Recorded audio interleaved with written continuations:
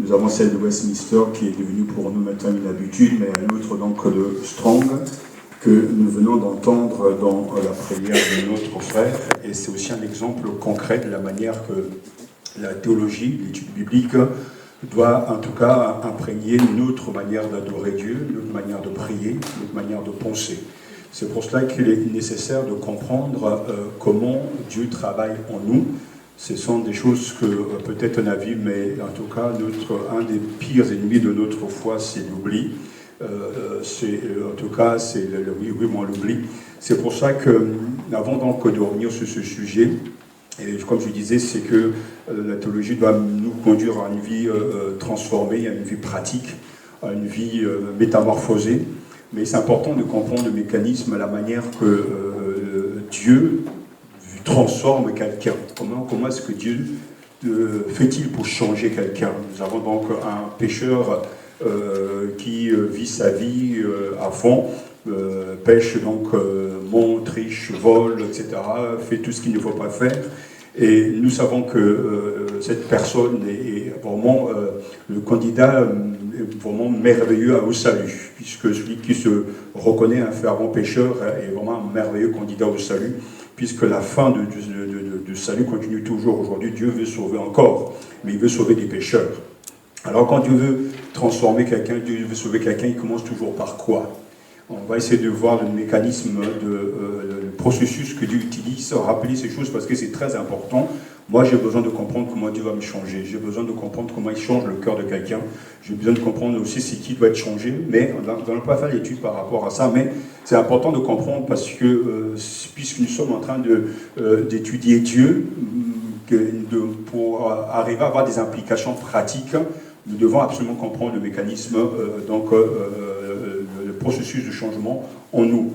Romains chapitre 12 nous dit que soyez transformés par le renouvellement de votre intelligence afin que vous puissiez discerner donc la volonté de Dieu. Ne vous conformez pas au siècle présent, mais soyez transformés par le renouvellement de l'intelligence afin que vous puissiez discerner donc les choses de Dieu pour que, là je fais donc une interprétation personnelle, mais en tout cas qui cadre bien avec l'esprit. On voit bien un processus, ne vous conformez pas au siècle présent, donc à l'ère, à ce qui se passe dans le monde, à la mentalité du monde, à la manière de raisonner du monde, à la manière de juger du monde, mais soyez transformés par, comment? Le renouvellement de l'intelligence. Donc, afin que vous puissiez discerner la volonté de Dieu. Donc, je viens de vous aider dans la compréhension du processus. Pour commencer à changer, il faut commencer par quoi? Dieu commence par quoi? Il envoie sa parole. Sa parole qui nous dit quoi?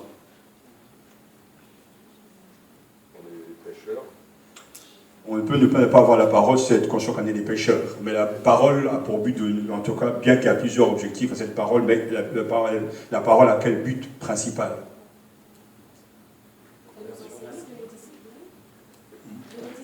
Non. Non. C'est la bonne nouvelle. Oui, mais c'est pas ça, c'est beaucoup plus le fruit, etc. Quel est le but principal de la parole? Tourner vers Dieu. Non, ça fait partie, c'est sûr qu'il y a l'espoir, oui. Voilà. Oui, mais c'est pas ce que je veux, mais c'est pas loin. Se faire connaître aux hommes? Oui, mais c'est pareil, mais c'est pas... Vous annoncez qu'il y a un sauveur. Vous annoncez le sauveur, que le sauveur. Oui, mais c'est pas tellement ça. De nous confronter à la sainteté de Dieu. Oui, mais c'est pas... Je veux les mots même. Vous édifiez? Ça, c'est sûr, oui, mais c'est pas ça. Que le but principal est la parole de Dieu. Un révélateur. Oui, c'est un révélateur de quoi? Dieu parle. À la fois du péché et du sauveur. Mais de manière générale. Oui, mais on peut aussi connaître Dieu sans la parole. De la loi du péché. Oui, mais c'est quoi le cœur même? Non, mais révèle, c'est un révélateur. La Bible révèle quoi? L'état. Le salut. Son état. Notre état. Non, non. Qui est Dieu? La Bible révèle Dieu et ce qu'il attend. Voilà, exactement. Mais on peut résumer ça comment? Il révèle là. La volonté de Dieu. Oui, mais aussi là. La quoi? La V. Parce que la Bible révèle la vérité, donc révèle, justement, donc tout ce qui arrive par la suite, révèle Dieu. Mais tant que la Bible ne dit pas la vérité, on ne peut pas reconnaître ses péchés, on ne peut pas reconnaître Dieu, on ne peut pas reconnaître son ignorance, on ne peut pas reconnaître non plus ce qui doit être changé et ce qui a changé. Donc en fait, Jésus est venu révéler, il est la vérité, il révèle la vérité. Donc le processus du changement commence quand nous sommes au contact de la vérité. J'insiste sur ce point parce qu'il y a des vérités, mais il n'y a qu'une seule vérité. Il y a des chemins, mais il n'y a qu'un seul chemin. Je suivais cette semaine cette émission parce que c'est intéressant, un œil sur la planète, et ça se passait en Indonésie. Je ne savais pas savoir que c'était le pays le plus musulman au monde. Et je voyais des gens, des intellectuels, des cadres, qui en fait vont là-bas pour chercher des dieux, ou un dieu ou des dieux. Mais je les voyais, c'était stupéfiant parce qu'ils étaient en transe. Et lorsqu'ils étaient en transe, en train de chasser les mauvais esprits, mais en tout cas tout ce qui est obscur. Et j'étais quand même sidéré parce que c'est quand même des gens intelligents, il y a des directeurs, mais ils se disent, voilà, pour être riche, donc pour chasser les mauvaises vibrations, il faut donc sautiller comme ça, et puis même certains riaient, poussaient des cris, et dès que le coureur arrivait, il les touchait à peine, il tombait par terre. On était vraiment dans un véritable exorcisme, mais incroyable. J'en revenais pas.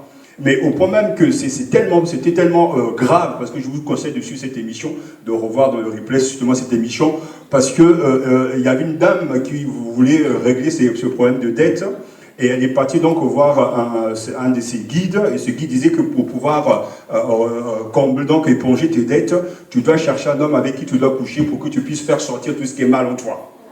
Et en fait, il y a dans ce pays, cette religion, t'as dit que l'islam est très très imprégné, quoi, très solide, très là, très présent, mais ce n'est pas l'islam qu'on a l'habitude de voir ailleurs. Parce que là-bas, tout est permis, et ça m'a vraiment choqué parce que je ne savais pas que ça existait. Alors on voyait la dame partir avec un monsieur qu'elle ne connaissait pas du tout dans une chambre pour pouvoir faire ce qu'elle fallait faire parce que ça va aller donc avoir la chance de pouvoir régler ses problèmes de dette dans son entreprise, donc guillemets, quoi. Et je me suis dit, mais comment les gens arrivent à ce stade-là? Parce que ce sont des gens sincères, ce sont des gens intelligents, mais les gens peuvent très bien croire en beaucoup de choses, accepter beaucoup de choses.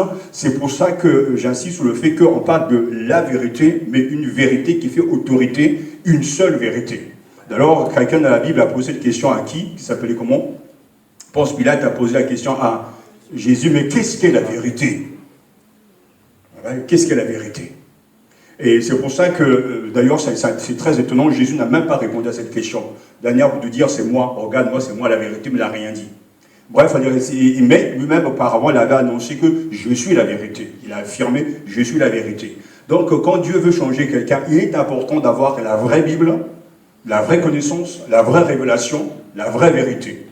Parce qu'aujourd'hui, il y a même dans le monde évangélique, je dirais dans le monde de manière générale, il y a tant de versions, tant d'interprétations, tant de compréhension de la Bible, et comment arrive-t-on avec le même livre, le même esprit, arrive-t-on à interpréter des choses d'une manière incroyable? C'est sidérant ce que l'on peut entendre de ça et là de certains prédicateurs. Vraiment, certains seront jugés sévèrement parce que ça n'a rien à voir avec la Bible, quoi.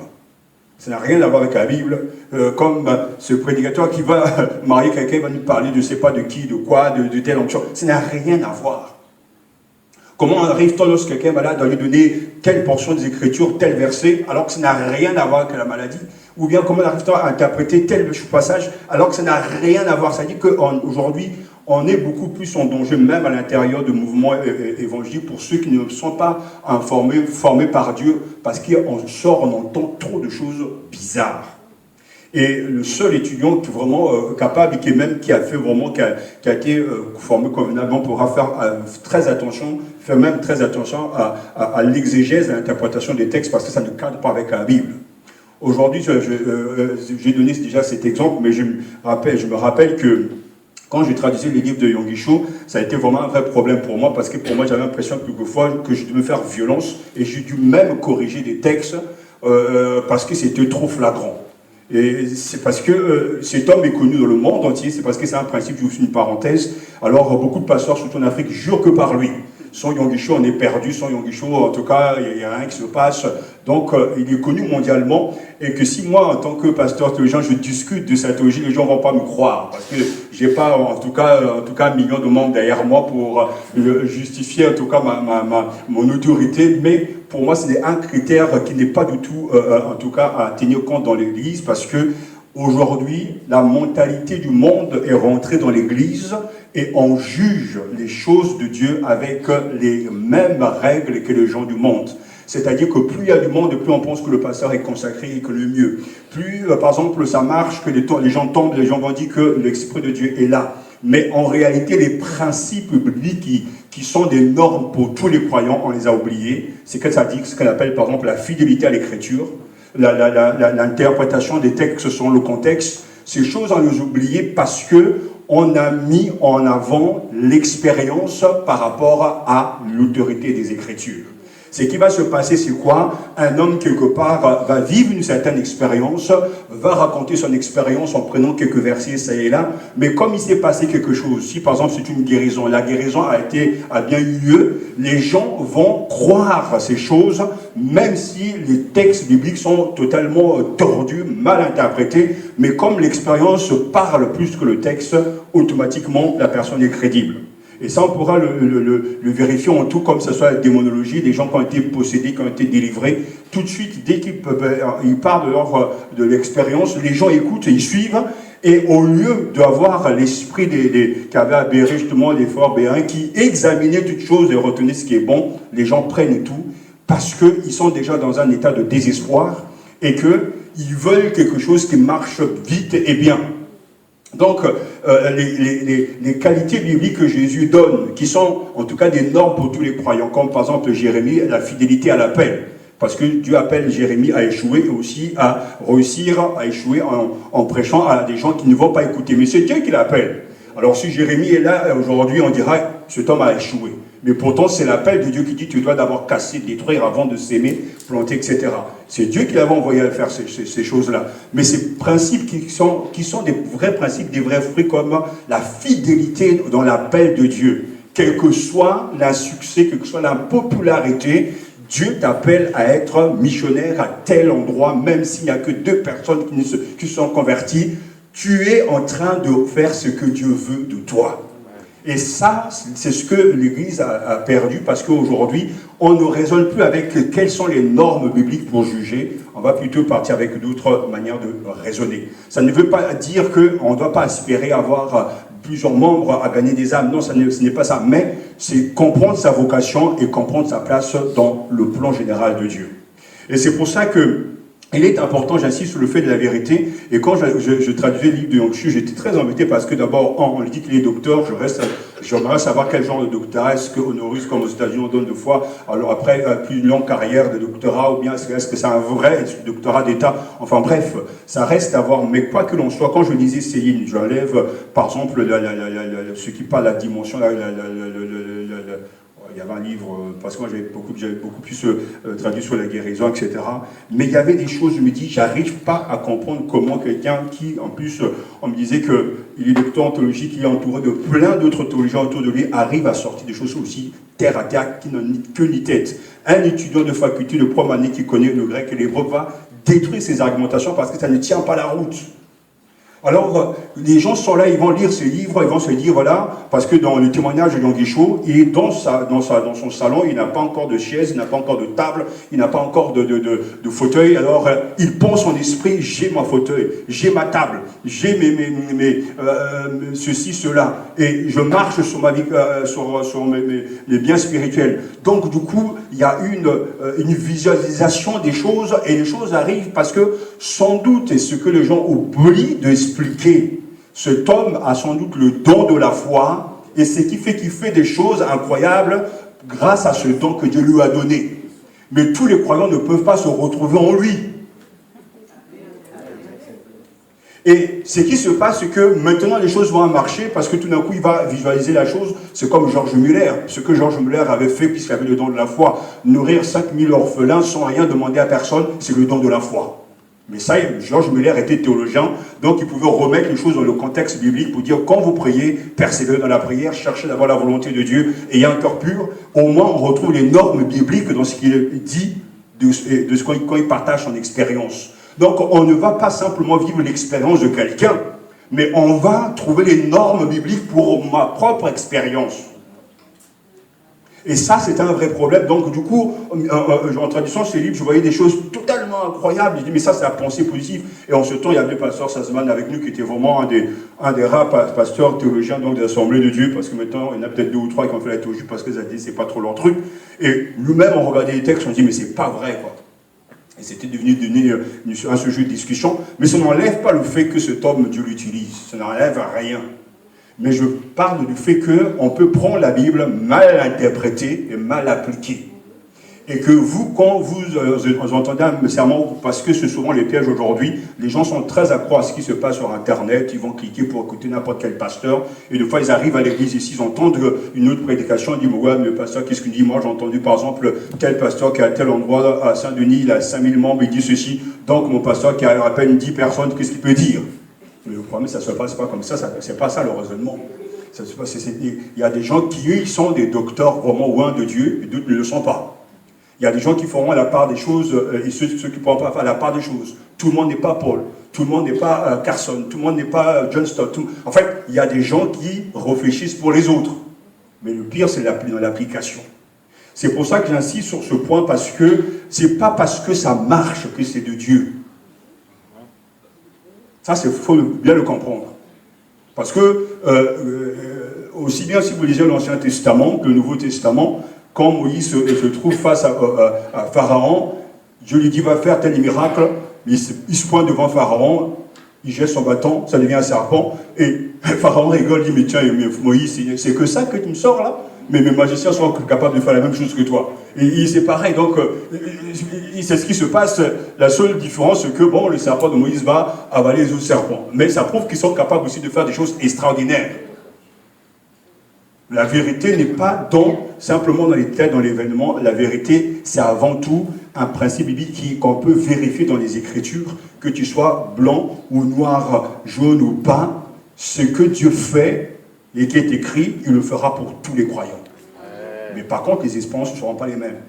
Et c'est pour ça que j'insiste sur ce point, parce que quand Dieu veut transformer quelqu'un, il faut avoir la bonne révélation biblique, il faut lire les textes selon la manière que Dieu nous a donné et les interpréter à la lumière de ce qu'il nous dit de faire. Parce qu'on va commencer à parler d'Abraham, tout le monde va vouloir se retrouver en Abraham. Abraham n'est pas nous. Mais qu'est-ce qu'il faut retirer de la vie d'Abraham pour nous aujourd'hui? C'est ce qu'on appelle justement faire la transposition entre les deux mondes, ce que la Bible disait avant, et comment vivre cette même parole aujourd'hui au XXIe siècle. Donc quand Dieu veut transformer quelqu'un, c'est la vérité. C'est la norme, c'est la vérité. Mais je dis bien la vérité. Vous allez chez les catholiques, j'étais chez les catholiques parce que j'ai prêché, j'ai chanté là-bas chez eux aussi. Il y a des prêtres, quand vous les écoutez, ils prêchent aussi bien, même mieux que moi, parce qu'ils connaissent la Bible. Mais je dis bien, quand ils mettent de côté Marie et tous les saints, la prédication qu'ils ont est vraiment biblique, même mieux que certains évangéliques qui n'ont pas été formés. Parce que ce qu'on oublie, c'est que les prêtres, en tout cas, eux, ils sont bien formés. Tu ne viens pas cardinal comme ça du jour au lendemain ou archevêque. Ce sont des gens, en tout cas, qui sont très cultivés et c'est très pointu dans les études chez les catholiques. Et d'ailleurs, deux fois, bon bref, ça je ne vais pas dire, mais c'est important de savoir que la vérité se trouve dans la Bible. Ce n'est pas dans un mouvement, ce n'est pas chez quelqu'un, mais la vérité, c'est dans la Bible. Et quand je parle de la vérité, c'est comprendre l'autorité des Écritures. Ça veut dire que c'est la parole qui a autorité sur tout. Ce n'est pas de l'inhérence, ça dit qu'il n'y a pas d'erreur dans la Bible. Et je parle aussi de l'inspiration des Écritures. Ce texte est inspiré par l'Esprit Saint, par Dieu. Et ceux qui veulent comprendre ce texte doivent suivre le même processus d'inspiration pour comprendre ce que Dieu dit. Comme l'Éthiopien sur la route disait le prophète Ésaïe, ne comprenait rien. Et quand Philippe s'approche, je lui dis, mais dis, comprends-tu ce que tu dis, mais comment le pourrais-je s'il n'y a personne pour me l'expliquer? Et lui, comme il était rempli de l'esprit, il a pu l'expliquer. Les deux disciples d'Emmaüs, c'est pareil. Ils n'avaient rien compris. Il a fallu que le Christ ressuscité s'approche d'eux pour leur ouvrir l'intelligence. Donc ce n'est pas donné à tous de comprendre ce texte. Et c'est pour ça que vous devez chercher la vérité qui est une personne. Alors, je veux simplement vous rassurer que si dans votre cœur, il y a cet élan de chercher le Christ de tout votre cœur, vous êtes dans la vérité. Mais je dis bien, si vous avez vraiment cette soif de chercher Jésus, en lisant les Écritures, de toute façon, vous allez le rencontrer. Donc, quand Dieu veut transformer quelqu'un, ça commence par la révélation de la vérité. Mais quelle est la vérité? Parce qu'on se bat aujourd'hui. Venez chez nous, il y a la vérité. Venez chez notre mouvement, c'est la vérité. Non. La vérité, c'est ce livre que nous acceptons comme le nom de Dieu. Et dans ce livre, Dieu parle, comme des hommes parlent à Dieu aussi.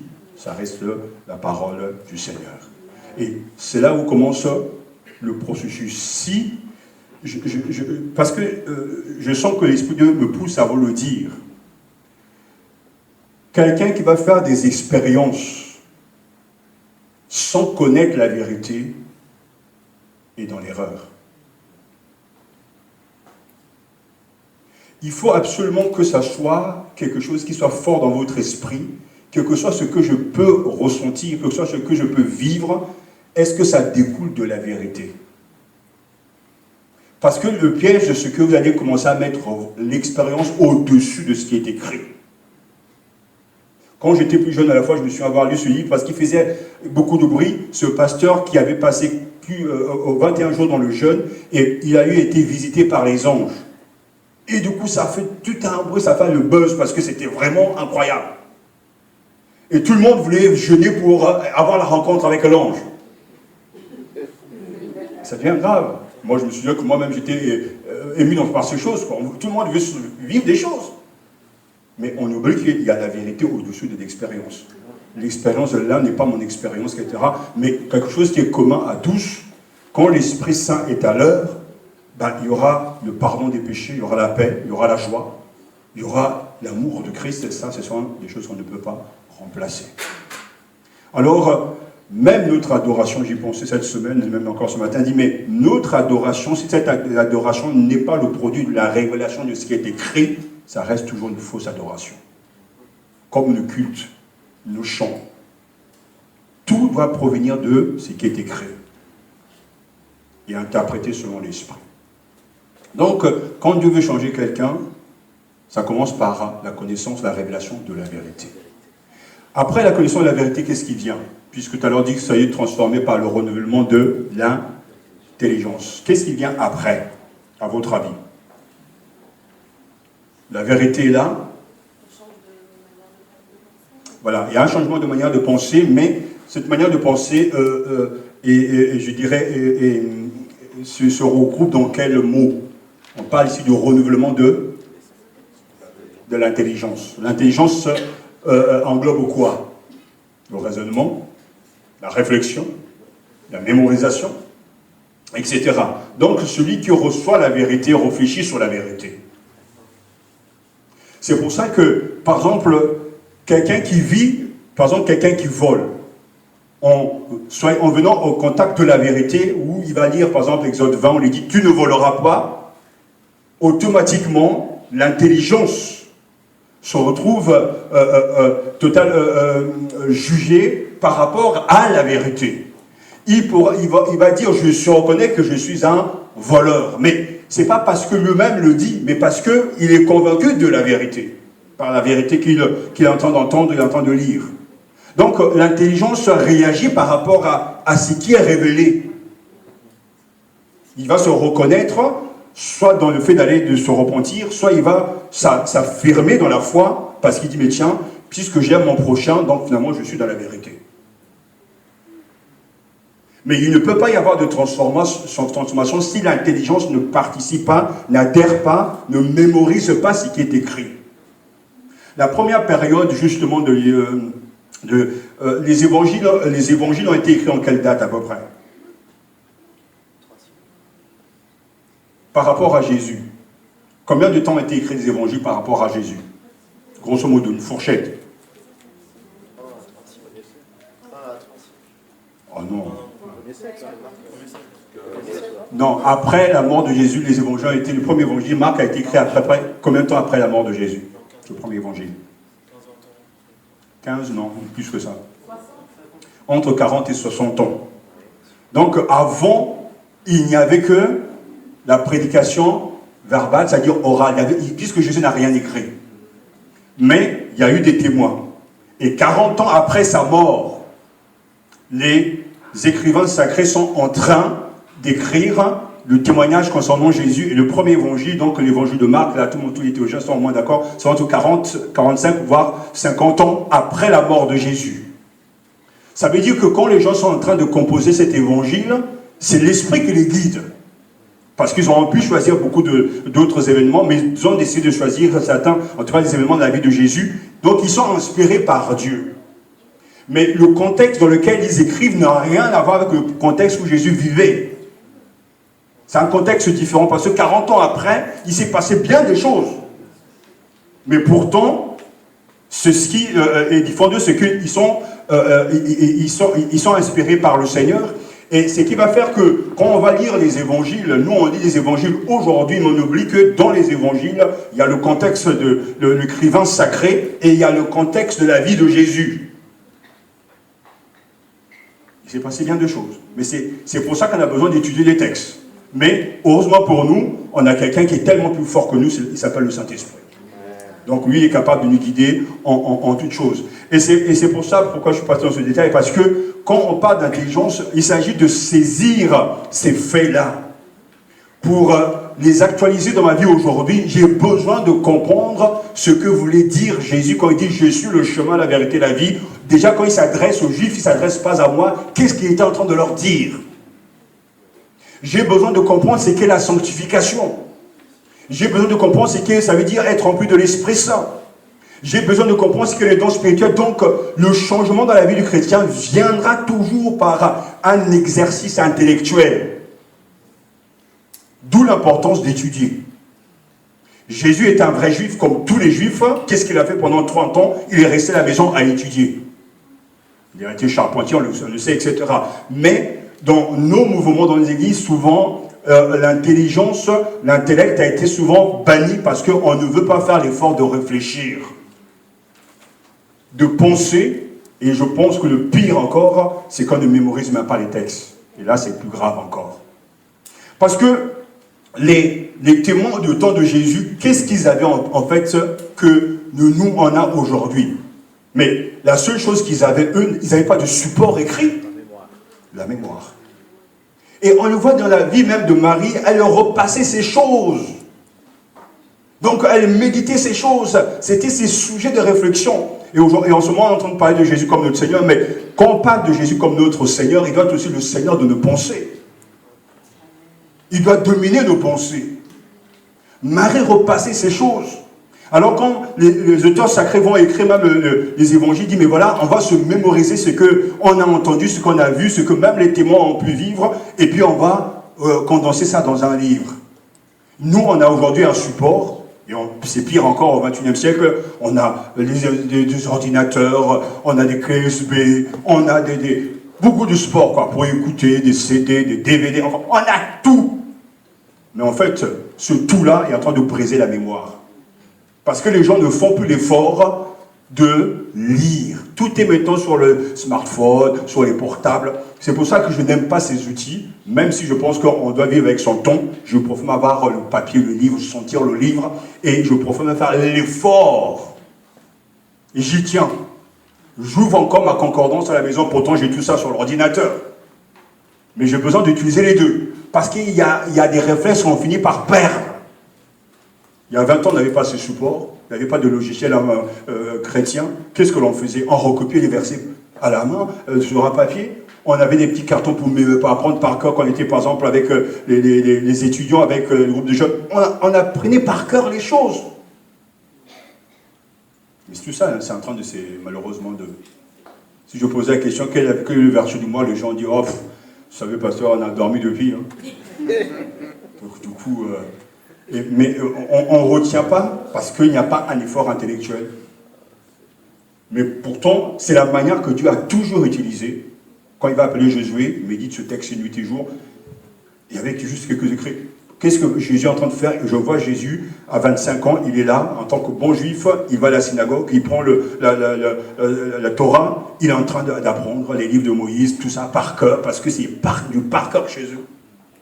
Pas étonnant lorsqu'il sort de l'ombre, mais il est puissant, il est fort, et il maîtrise les versets, parce que c'est une bataille qui se passe dans le monde spirituel. Et c'est pour ça que Paul l'a reconnu, même en tant que bon séparé, bon pharisien, il dit, mais soyez transformés par le renouvellement de l'intelligence.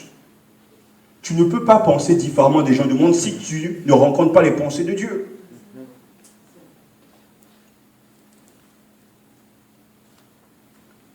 Et quand la vérité est là, l'intelligence est touchée, l'intelligence comprend, il y a un troisième facteur qui entre en jeu dans ce processus, c'est quoi? Oui, l'obéissance viendra, mais la première chose qui se passe lorsqu'on entend la vérité, par exemple, j'arrive ce matin, ou ce soir, je dis « Ah, Dieu vous aime !» Qu'est-ce que ça suscite automatiquement? Des sentiments. Voilà, le problème c'est que je veux vous dire que le sentiment c'est le pire ennemi de croyants. Le pire. Parmi il y a des ennemis, c'est bien lui parce que les sentiments montent constamment. Quelqu'un peut se sentir à l'aise tout en péchant, comme quelqu'un peut vivre dans la sainteté tout en ne péchant pas. Parce que tout dépend de monsieur sentiment, madame sentiment, je ne sais pas, le sentiment, monsieur sentiment. Les sentiments changent tous les jours. Et c'est vrai que j'ai beaucoup approfondi ce point parce que, en fait, je me rends compte qu'on on écoute plus les sentiments qu'on leur parle. C'est-à-dire qu'on ne se parle pas à soi-même, on écoute les sentiments. Le sentiment peut te dire, tu es malheureux. Le sentiment peut te dire le contraire de ce que Dieu dit. Et le piège, c'est qu'on est très prompt à écouter. Le sentiment va être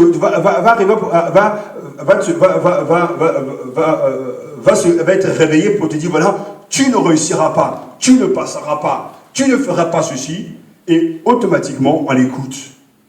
C'est pour ça, moi, je constate que c'est le pire ennemi de la foi, le pire ennemi du chrétien, c'est ce qui explique, parce qu'à un moment donné, la réflexion nous pousse à nous arrêter, dire mais pourquoi est-ce que les gens sont versatiles? Pourquoi les gens changent tout le temps? Je me pose des questions, je me suis posé ces questions. Pourquoi quelqu'un, tout d'un coup, on est bien avec lui, tout d'un coup il change?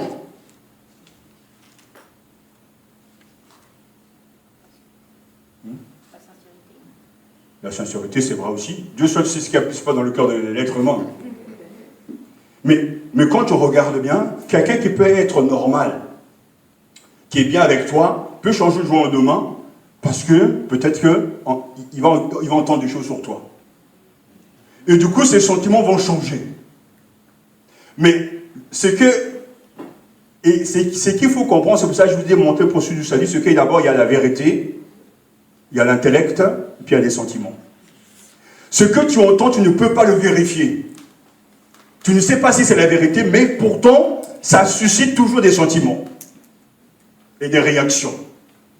C'est comme, je dis, il se passe des choses en Ukraine, on voit tout ce qui se passe, nous avons les informations, nous avons des images, mais on y croit parce qu'on ne peut pas faire autrement que d'y croire et même à prier pour ça. Mais le problème, c'est qu'on n'est pas là-bas pour voir ce qui se passe. On ne peut pas vérifier ces choses. Mais l'intelligence accepte parce qu'on ne croit pas que ces journalistes nous montent à ce point. Mais il y a eu aussi des mensonges dans le passé où on peut croire des choses incroyables. C'est comme, des fois, je peux prendre un exemple simple. Certains regardent, ils voient la statue de la liberté, ils disent « Ah, la statue de la liberté, c'est pas mal ». Ils y croient, mais ils n'ont jamais été là-bas, à New York. Ils n'ont jamais visité cette statue, mais ils y croient quand même. Alors que c'est un problème, parce que, pourquoi c'est un problème? Parce que l'intelligence ne peut pas vérifier si c'est la vérité. Donc il y a des choses qu'on est obligé de croire d'une certaine manière.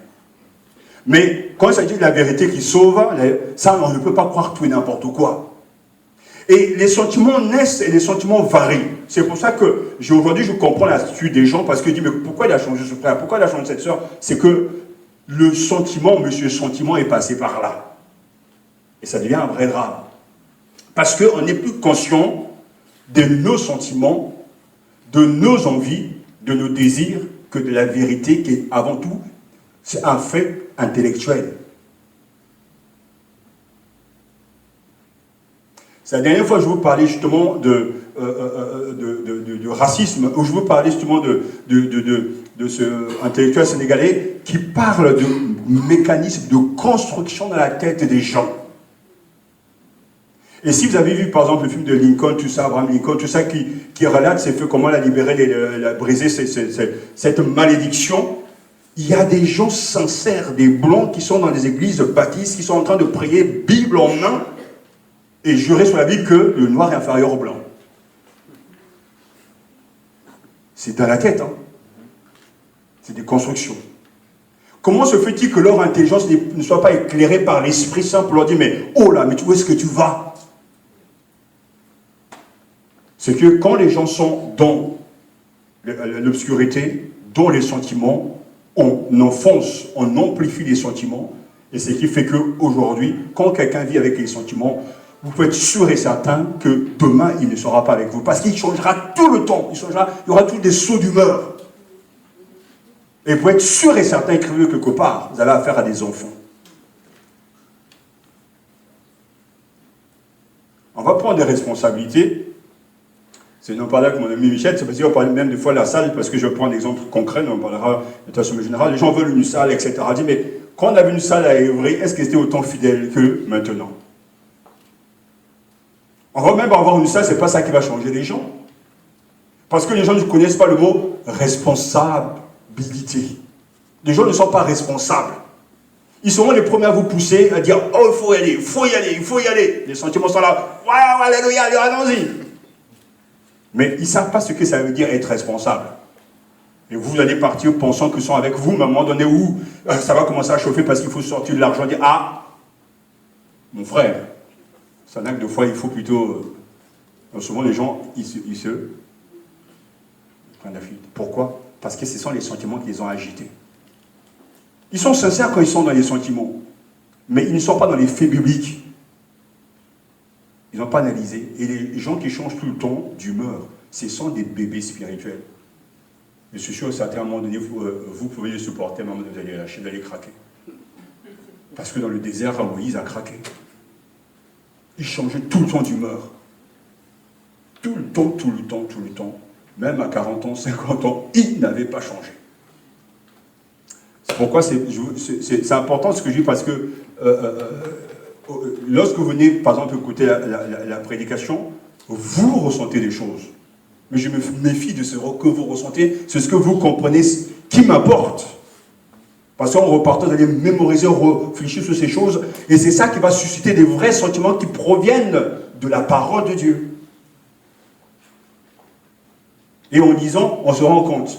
J'ai revu, encore un exemple pour avancer, même si, mais c'est important ce que j'ai dit, j'ai revu ma position par rapport à Judas. Je parle à la maison de partage et tout ça avec l'épouse, parce que je commençais à méditer depuis un certain temps sur tous les personnages qui étaient autour de la croix. Et Judas, franchement, je regrette tout ce que j'ai pu dire sur lui, parce que j'ai compris que pas mal de choses, on l'a souvent accusé à tort. Et ce sont les sentiments, dès que quelqu'un te trompe, dit « Ah, tu es Judas ». Mais ce qu'on oublie, c'est que quand vous étudiez les évangiles, parmi les 12 apôtres, c'est le seul à qui Jésus a dit « mon ami ». D'abord, c'est quand même quelque chose d'important, parce que quand Jésus dit « mon ami, ce que tu as fait, fais-le », quand c'est Jésus qui le dit, c'est vraiment sérieux. Parce qu'il n'utilise pas les mots comme ça, au hasard, ou sur un coup de tête, mon ami. L'amitié de Jésus est sûre et vraie. C'est lui aussi qui a confié donc la caisse à Judas. Mais ce qui est intéressant, c'est qu'avec Judas, c'est vrai que son problème, c'était la cupidité. L'amour de l'argent, mais je crois que c'est aussi un problème qui touche beaucoup aujourd'hui. Mais quand Judas, après avoir comploté avec les chefs religieux, qu'est-ce qui va se passer? C'est fort. Il se rend compte que lui-même, on l'a trompé. Que va-t-il faire? C'est ça qui est intéressant. Judas va repartir voir les chefs religieux. Il va remettre les 30 pièces d'argent, donc les 30 deniers. Il va remettre l'argent. Pourquoi? Parce qu'il est pris de remords. Mais il y a beaucoup de gens dans l'église, je vous dis, qui font du mal, qui ne sont même pas pris de remords. Qui tuent, qui montent, qui volent, mais ils sont tranquilles en train de chanter, louer, je ne sais pas quoi. Ils ne sont même pas pris de remords, ça ne les dérange pas. Ce qui est intéressant, parce que Judas est pris de remords, mais ça ne s'arrête pas là. Parce qu'il est pris de remords, il va retourner jeter l'argent. J'en veux plus. En fait, jusque-là, on a l'exemple de la vraie repentance. Parce que la vraie repentance, c'est faire demi-tour et réparer le mal qu'on a fait. Et je disais, c'est une ces gens, parce que ça sera peut-être dans un de mes livres, je pense que la faiblesse de Judas, c'est qu'il avait une conscience trop faible. Ça, c'est ma manière de voir les choses. Ça dit que, au moment où il se sentait tellement mal dans sa peau, sa conscience l'a bouffé, je dirais, parce qu'il a vraiment rongé. Parce que si quelqu'un devait se suicider, c'est bien Pierre, pas Judas. Entre les deux, lui va régner le maître, mais on ne voit pas Pierre revenir vers ceux devant qui il avait régné le maître dans la parcelle des chefs religieux pour dire voilà, oh femmes, vous qui m'avez accusé, c'est vrai, je le connaissais, pardonnez-moi. On ne voit pas Pierre faire ça. La seule grâce que Pierre a eue, c'est parce que Jésus est venu le rencontrer au bord du lac de Tibériade. Si Jésus n'était pas venu le visiter, il sera perdu. Mais Judas n'avait pas eu ce privilège-là. Et ça pose un vrai problème. Mais pris de remords, qu'est-ce qu'il va faire? Il a été tellement rongé qu'à un moment donné, il a jeté les pièces, il est parti se pondre. J'aurais voulu vraiment que Judas aille, fasse un effort pour aller vers Jésus, dit Jésus, pardonne-moi. Il l'aura pardonné. Et ce qui était écrit sera accompli. Et c'est pour ça que je vois même en Judas un modèle d'une vraie repentance. Et c'est pour ça que je retire tout le mal que j'ai dit sur lui. J'en fais pas non plus un ami. Mais Dieu m'a éclairé entre temps, je dis, mais quand même, c'est vrai que tous ces personnages, si quelqu'un devait vraiment plutôt pleurer, Judas, c'est sûr qu'il devait pleurer, parce mais c'est quelqu'un qui est simplement guidé par l'amour de l'argent. Comme des millions de Français, comme des millions de Congolais, tout ce que vous voulez. Là, je vous partage ma méditation. Il y a d'autres personnages, parce qu'il y a aussi les lâches aussi. Ceux qui ne disent rien. Ils sont tous autour de la croix. Comme Caïphe qui ne veut pas se mouiller, quoi. Faut-il le tuer ou pas? Ah, c'est à vous de décider, moi je me lave les mains. C'est des lâches. Et on sait bien que dans l'Apocalypse, il dit que les lâches ne rentrent pas au ciel. Enfin bref, c'est juste une parenthèse. Mais pour vous dire que quand vous fouillez la Bible, Dieu vous parle, vous explique les choses. Ce que vous pensez même avoir déjà compris, le Seigneur est capable de renouveler votre manière de raisonner. C'est pour ça qu'il y a vraiment, c'est important de bien comprendre ce mécanisme. Il y a les faiblis, la vérité, il y a l'intelligence, puis il y a les sentiments. Ne nous laissons pas berner par nos sentiments. Sauf le sentiment amoureux, quand tu dis à ta femme, tu l'aimes, c'est vrai, je ne sais pas que c'est vraiment vrai. Parce que ça change aussi, ça change tous les jours. Aujourd'hui, tu m'as fait la purée, je n'aime pas, je t'aime pas, demain, je t'aime. Là, quand vous suicidez, quoi, parce que là, c'est tragique, quoi. Mais ça montre bien que les sentiments peuvent varier. Les gens qui peuvent aujourd'hui dire alléluia, on est parti avec Moïse, le grand leader, demain ils vont dire bon, bah écoutez, lapidez-le, quoi. Et ça se passe comme ça. Faites attention à vos sentiments. Et si ces sentiments sont le produit de la parole, alors ce sont des bons sentiments. C'est-à-dire que le tressaillement qui vient parce que dit ah, Seigneur, je te loue parce que je reconnais que tu m'as envoyé un sauveur. Ça, c'est un bon sentiment. Parce qu'il découle de la vérité. Mais sinon, les sentiments vont varier tous les jours. Et j'ai dit que c'est votre pire danger parce qu'on écoute souvent les sentiments. Est-ce qu'on doit le faire ou pas? Est-ce qu'on doit avancer ou pas? Est-ce qu'on doit faire cet acte de foi ou pas? Est-ce que je dois le donner ou pas? Le sentiment parle. Réfléchis, réfléchis, réfléchis. Et c'est pour ça, même quand on cherche la volonté de Dieu, on a vu des exemples, Jésus qui dira non pas ce que je veux, mais ce que tu veux, Père. Il refuse ses sentiments. Sur le chemin de Damas, Paul, c'est pareil. Que veux-tu que je fasse, Seigneur? Il refuse ses sentiments. Donc, si vous voulez progresser, il faut comprendre. Et quand les sentiments proviennent de la vraie compréhension des Écritures, et dans la parabole même du Seigneur, on le voit bien qu'il y a des gens, lorsqu'ils entendent la parole, ils sont tout contents, l'impression que ça y est, cette fois-ci, on a gagné une âme.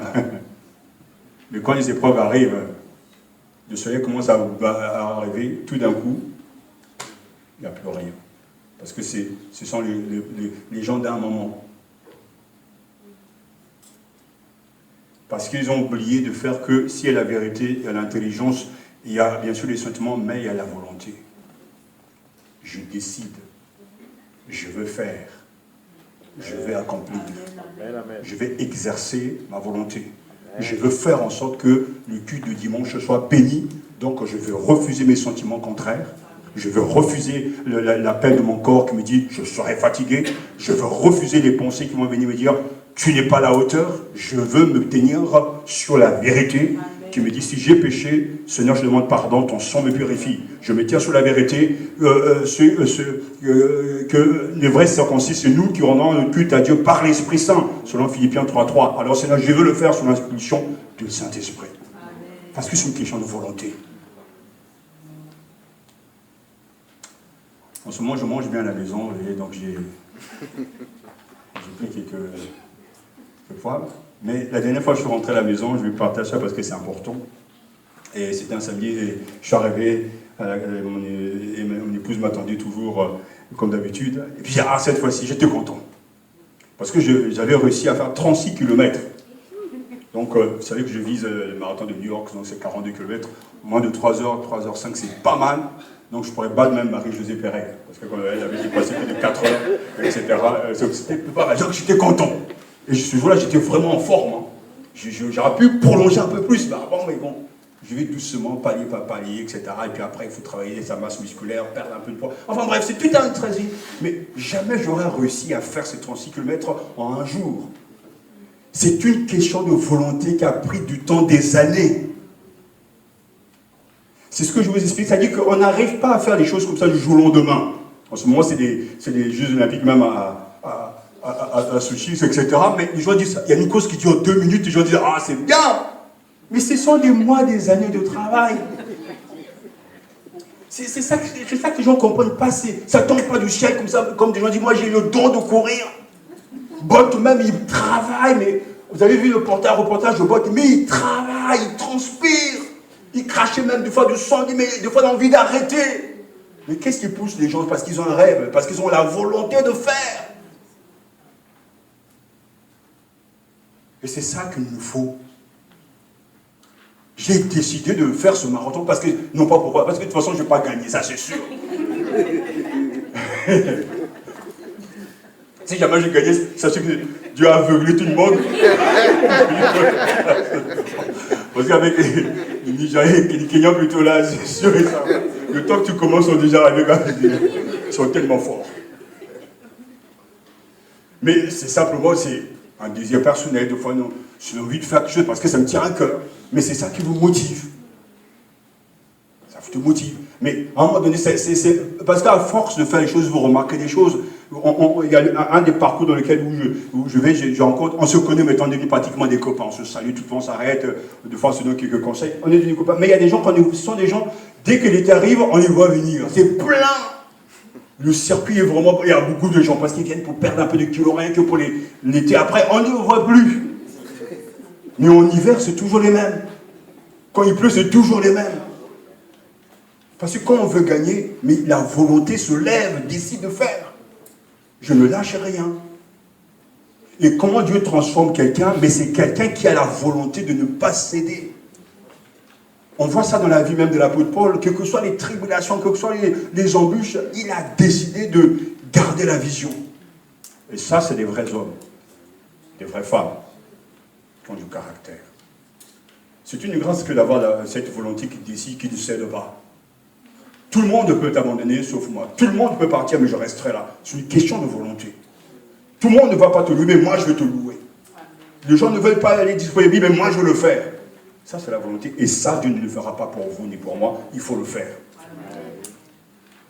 Et c'est comme ça que Dieu transforme les gens. Quand Dieu va parler à Abraham, Abraham va dire, ah oui, mais c'est bon, montre-moi le plan, donne-moi un GPS pour me conduire le désert. Non, Abraham se leva et partit sans savoir où il allait. Mais c'est la volonté de partir. Parce que les gens qui sont assis dans le Seigneur, parle-moi.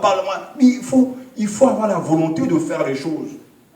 Il y a des choses qui, des fois, vraiment me chagrinent. Mais il y a quelque chose qui manque ici. Peut-être qu'il va manquer La chorale, il va peut-être manquer ceci, il va manquer tel objet, il va manquer tel outil, tel instrument, mais aie la volonté de faire les choses. Au lieu d'attendre que quelqu'un vienne le faire pour toi, bien dit, voilà, puisque il n'y a pas ça, je vais ailleurs. Mais ça veut dire quoi, ça? C'est pas des hommes faits, ça. On ne peut pas vivre avec des gens comme ça. La volonté. C'est comme dans les études, mais si tu décides de travailler, tu vas réussir. Pourquoi tu n'as pas réussi? Oh non, on m'a jeté un sort, je ne vois rien. Mais c'est pas vrai. Si tu décides de bosser, tu vas bosser, tu vas réussir. C'est la volonté. Si tu décides de lire tes chapitres de la Bible chaque jour, même si tu es fatigué, tu vas réussir. Parce que la volonté est au-dessus de tout. Au-dessus des sentiments, au-dessus des circonstances. Je vais décider. Comme on dit dans les chansons, j'ai décidé de suivre Jésus. Ouais, et c'est pour ça, dans le processus de transformation, il y a la volonté. Et tout ça, quand vous mettez tout ça, vous mélangez tout ça, on se rend bien compte que nous marchons non pas par la vue, mais par la foi. C'est la volonté qui peut te soulever. Des fois, tu peux être fatigué dans ton corps, c'est vrai. Et souvent, vendredi soir, je pense à vous, parce que certains doivent prendre les métros, les trains, et puis Seigneur, bénis-le dans leur corps, encourage-les, etc. C'est bien, mais c'est aussi la volonté. Quand je vous parlais de ce que je vivais à Rouen, venant jusqu'ici, à Paris, à Pierrefitte, tout ça pour chercher la parole de Dieu, c'est la volonté. La volonté d'investir, la volonté de faire. Et parce qu'on y croit. La foi attend. J'ai revu aussi, je ne vais pas tout raconter ça, mais c'est important de voir le salut, parce qu'on parle même du salut, Jésus nous sauve, mais la Bible dit travailler à votre salut. Mais c'est la volonté. Comment il travaille? Mais il faut se nourrir de la bonne parole, il faut lire des bons livres, il faut écouter la bonne musique, il faut fréquenter des gens bien. C'est comme ça qu'on est en train de travailler à son salut. Et c'est Jésus, mais celui qui persévérera jusqu'à la fin sera sauvé. Entre-temps, certains vont lâcher, mais c'est la volonté de dire, voilà. Et ça, c'est quelque chose que j'ai vu chez ma mère, parce qu'il me dit, mais quelque chose qui peut arriver, tout le temps, il me dit, ton grand-père, il a allé jusqu'au bout, ne laisse pas tomber. C'est une culture que je veux en moi, que j'ai un souffle aussi sur mon fils, que j'ai un souffle sur mes enfants. Je ne veux pas qu'ils aient l'esprit, que les gens qui laissent tomber. On ne laisse pas tomber. On va jusqu'au bout, on se relève, on recommence. Tu as raté, je ne sais pas, tel outil ou bien telle construction, on recommence. Peut-être à un moment donné, Dieu dit, ah bon, c'est pas ce que je veux, mais il faut recommencer. Et je l'ai vu constamment, c'est la même règle dans le monde, mais la faiblesse des gens qui viennent dans l'église, d'une fois, je dis, mais est-ce que les gens qui viennent dans l'église sont vraiment, est-ce que c'est normal? Parce que tu vois dans le monde des gens, des artistes, des footballeurs, surtout je me souviens de Platini, ils passaient des heures en train de tirer son coup franc. Tout le monde a fini l'entraînement, ils repartent chez eux, lui, il mettait on appelle ça pas ses poteaux, mais il mettait c'était des statues, du genre, comme etc. Et il tirait les coups francs. Des fois, ça tape sur la tête des statues, mais il continuait. Tout le temps. C'est pas même pour Beckham. Tout le temps. À un moment donné, il y a une certaine qualité, une netteté que là, la personne a tellement répété, que ça devient sa vraie nature. Alors quand je me souviens, des fois, moi je criais, parce qu'on arrive pratiquer là, sur le coup franc, tous les gardiens tremblaient. Surtout l'endroit où il était, on savait ça va passer. Chercher Satan au pays, on va dire, ah c'est le fétiche. Mais c'est pas le fétiche, c'est le travail. C'est le travail. Je me souviens parce que ça restait dans mon image, il devait tirer un coup franc, il tire, paf, but. L'arbitre siffle, non, le gardien a bougé, le mur a bougé, il faut recommencer. Alors les joueurs disent, ah c'est pas vrai, il reprend le ballon, Platini se met comme ça. Il met de l'autre côté, ça tombe pas du ciel tout cuit ça. Il avait le don sur le travail, la volonté. Ah là là, je suis emporté dans mon... Parce que c'est ça que notre pièce, c'est la paresse. J'ai le don. Peut-être que le don de chanter, écoute, ouvre la bouche, le Saint-Esprit va chanter en toi. Le jour où tu ne pourras pas le faire, tu ne le feras pas. Vas-y, tu as le don de prêcher, écoute, dimanche matin, tu travailles à 8h15, tu prends ta Bible, le Saint-Esprit m'a dit. Donc ça va, quoi. Les connaisseurs savent que tu n'es pas dedans. Il pourra vous noyer, mais pas moi. Parce qu'on reconnaît la qualité de quelque chose. J'aimerais vraiment que dans l'église, il y ait des gens qui travaillent à fond, qui ne lâchent rien. Des fois, c'est dur. Je vous disais la dernière fois, quand justement ce patineur Chen, justement, ce Canadien, il a commencé à l'âge de 4 ans, je crois, à faire du patin. Et ce n'est que 20 ans après qu'il arrive à avoir une médaille. C'est même pas la médaille d'or, quoi. Il ne s'y attendait même pas. Mais à chaque fois, vous entendez 20 ans de larmes, 20 ans de souffrance, 20 ans de sacrifice, enfin, des années où vous avez... Je suis convaincu qu'ils ont voulu laisser tomber. Mais ils se relèvent toujours. La volonté. On y croit. Alléluia. C'est comme ça que Dieu transforme quelqu'un. Ce même principe, même les transposer dans le monde des affaires, c'est pareil. Les chefs d'entreprise, certains même ne dorment pas la nuit. Avant d'avoir de l'argent, il a fallu des années de travail, de souffrance. La majorité des gens ne réussissent pas parce qu'ils ont la grâce, la chance, entre guillemets, mais parce qu'ils sont des bosseurs. On va parler de beaucoup de choses. Michael Jackson, non, c'est pas comme ça parce qu'il se levait le matin. Après, je commence à glisser quand je fais ma voix. C'est pas ça. Bon, moi, je ne sais pas quoi c'est. C'est pas comme ça, c'est du travail. Voilà, c'est ce que je voulais vous dire. C'est pourquoi c'est important par rapport à notre étude, alors qu'on parle de qui est Dieu. C'est bien de comprendre ce processus parce que on pourra faire des centaines d'études bibliques. Il n'y a rien qui va changer en nous parce qu'on n'a pas compris que la vérité doit être acceptée, doit être assimilée, mémorisée. Et elle doit produire justement des sentiments et la volonté doit décider, je veux être un réalisateur de cette parole. Je m'attends à ce que ça se passe comme c'est écrit. Pour la vérité, on part sur le postulat que la Bible c'est la vérité. Est-ce que nous on doit démontrer que les autres c'est de la fausseté? Bonne question, mais je pense que le fait d'incarner la vérité fera que les autres vont voir qu'ils sont dans l'erreur. Mais quelquefois, il faut défendre aussi, il faut faire l'apologétisme, il faut défendre la vérité par rapport, par exemple, aux théologiens libéraux, etc. Il doit y a un combat intellectuel qui est là, de toute façon, qui n'est pas mené par tous, mais il y a des choses qui se passent, par exemple, dans l'interprétation des Écritures. Bon, on est plus connu sur Bultmann qui va remettre en question, par exemple, les paraboles, etc. Mais ces attaques sont nécessaires pour que nous puissions, nous aussi, répondre Bible en main sur ce que Satan veut faire glisser, que les miracles n'ont pas existé, etc. Donc il y a ce combat-là qui existe, mais il y a aussi le combat du fait simplement d'incarner l'évangile. Les gens vont se sentir mal à l'aise. Parce que si Jésus a tant été haï, c'est parce que sa vie même posait des problèmes, dérangeait les consciences des gens. Les Juifs, ils rentrent dans la synagogue, ils remettent en question leur manière de prier, la manière de donner l'aumône. Donc les gens qui sont là, qui vivent, des professionnels de la foi, qui vivent de ça, ils disent, mais ce gars me dérange vraiment. Parce que Jésus vivait et en fait incarnait la vérité. Donc il faut ces deux combats, et ça ne manquera pas, parce que jusqu'à présent, on a remis l'histoire, l'Église est là pour nous rappeler qu'on a attaqué la divinité du Christ, on a attaqué la Trinité, enfin, il y a toujours ces combats-là, mais toujours, quoi que l'on soit, l'Église a toujours répondu, parce que Dieu a donné des savants aussi dans les églises, des gens qui pensent, qui réfléchissent et qui sont en train de démontrer, biblement, sont entrés dans les injures, dans les attaques personnelles, que ça, c'est pas biblique, quoi. Donc, pour que le mécanisme puisse être mis en place, il faut qu'il y ait une incarnation de la vérité. Parce que je parle par rapport aux musulmans qui peuvent finalement avoir la même expérience, c'est-à-dire qu'ils sont au contact du Coran, qui voient, voilà, ne vole pas. Son intelligence va se mettre en machin, je ne vole pas parce qu'on le voit, hein, plein de jeunes qui disent voilà, le Coran dit ça. Il y a un peu le même processus. C'est ça qui me. Je sais pas comment dire, mais dans notre religion, il y a peut-être le même processus, mais comment voilà, on dit que c'est la vérité?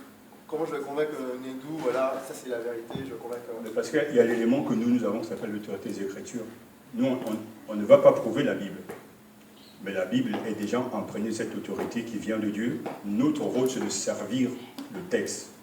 Par exemple, on ne va pas démontrer que la Bible est vraie, mais on doit proclamer la vérité. Et la vérité, c'est une personne. C'est Dieu qui convainc les cœurs. Et il y a quelque chose que nous, on revendique, c'est l'unicité, en tout cas, de Jésus-Christ. Pour nous, il est le seul médiateur entre Dieu et les hommes, point. Donc automatiquement, on ne fait même pas de comparaison, on rejette catégoriquement le reste. Vous avez dit que peut-être va dire mon nom est de forcener les mecs. Pour nous, l'unicité de Christ reste quelque chose qui est gravé dans le texte biblique, quoi. Il n'y a pas d'autre Dieu que Jésus-Christ, point. Mais dans la pratique, souvent, on entre plus dans le jeu de démontrer, de justifier, que de laisser Dieu lui-même le faire. Parce que le musulman qui va se convertir, même s'il est fervent dans sa religion, le fait de lui présenter, de lui proclamer, c'est parce que c'est une proclamation, on proclame la vérité, le Saint-Esprit, s'il décide de pouvoir le sauver, va le sauver. Parce que même dans la propre religion, même chez les Juifs, le fait, c'était... J'ai réfléchi sur les obstacles que l'Église primitive a eu par rapport à l'évangélisation, mais ils avaient des obstacles énormes. Parce que déjà, le fait de suivre Jésus, c'était vraiment ringard. Mets-toi dans la peau d'un Juif qui attend le Messie, un Messie conquérant, libérateur, puissant, et on parle d'un Jésus qui va être crucifié, il dit, mais il y a un problème là. Déjà, l'obstacle était à l'intérieur même des croyances. Parce qu'ils attendaient un vrai conquérant, un Messie libérateur, mais le Jésus qui arrive, c'est un Messie souffrant. Alors on dit, mais c'est la folie que la croix. Alors c'est le rejet total. Mais c'était un obstacle énorme pour les Juifs. Et pourtant, Dieu a réussi à convaincre Pierre, et a réussi à convaincre Paul, etc. Parce que c'est lui qui nous aide, en fait. C'est lui qui fait le travail de convaincre les gens.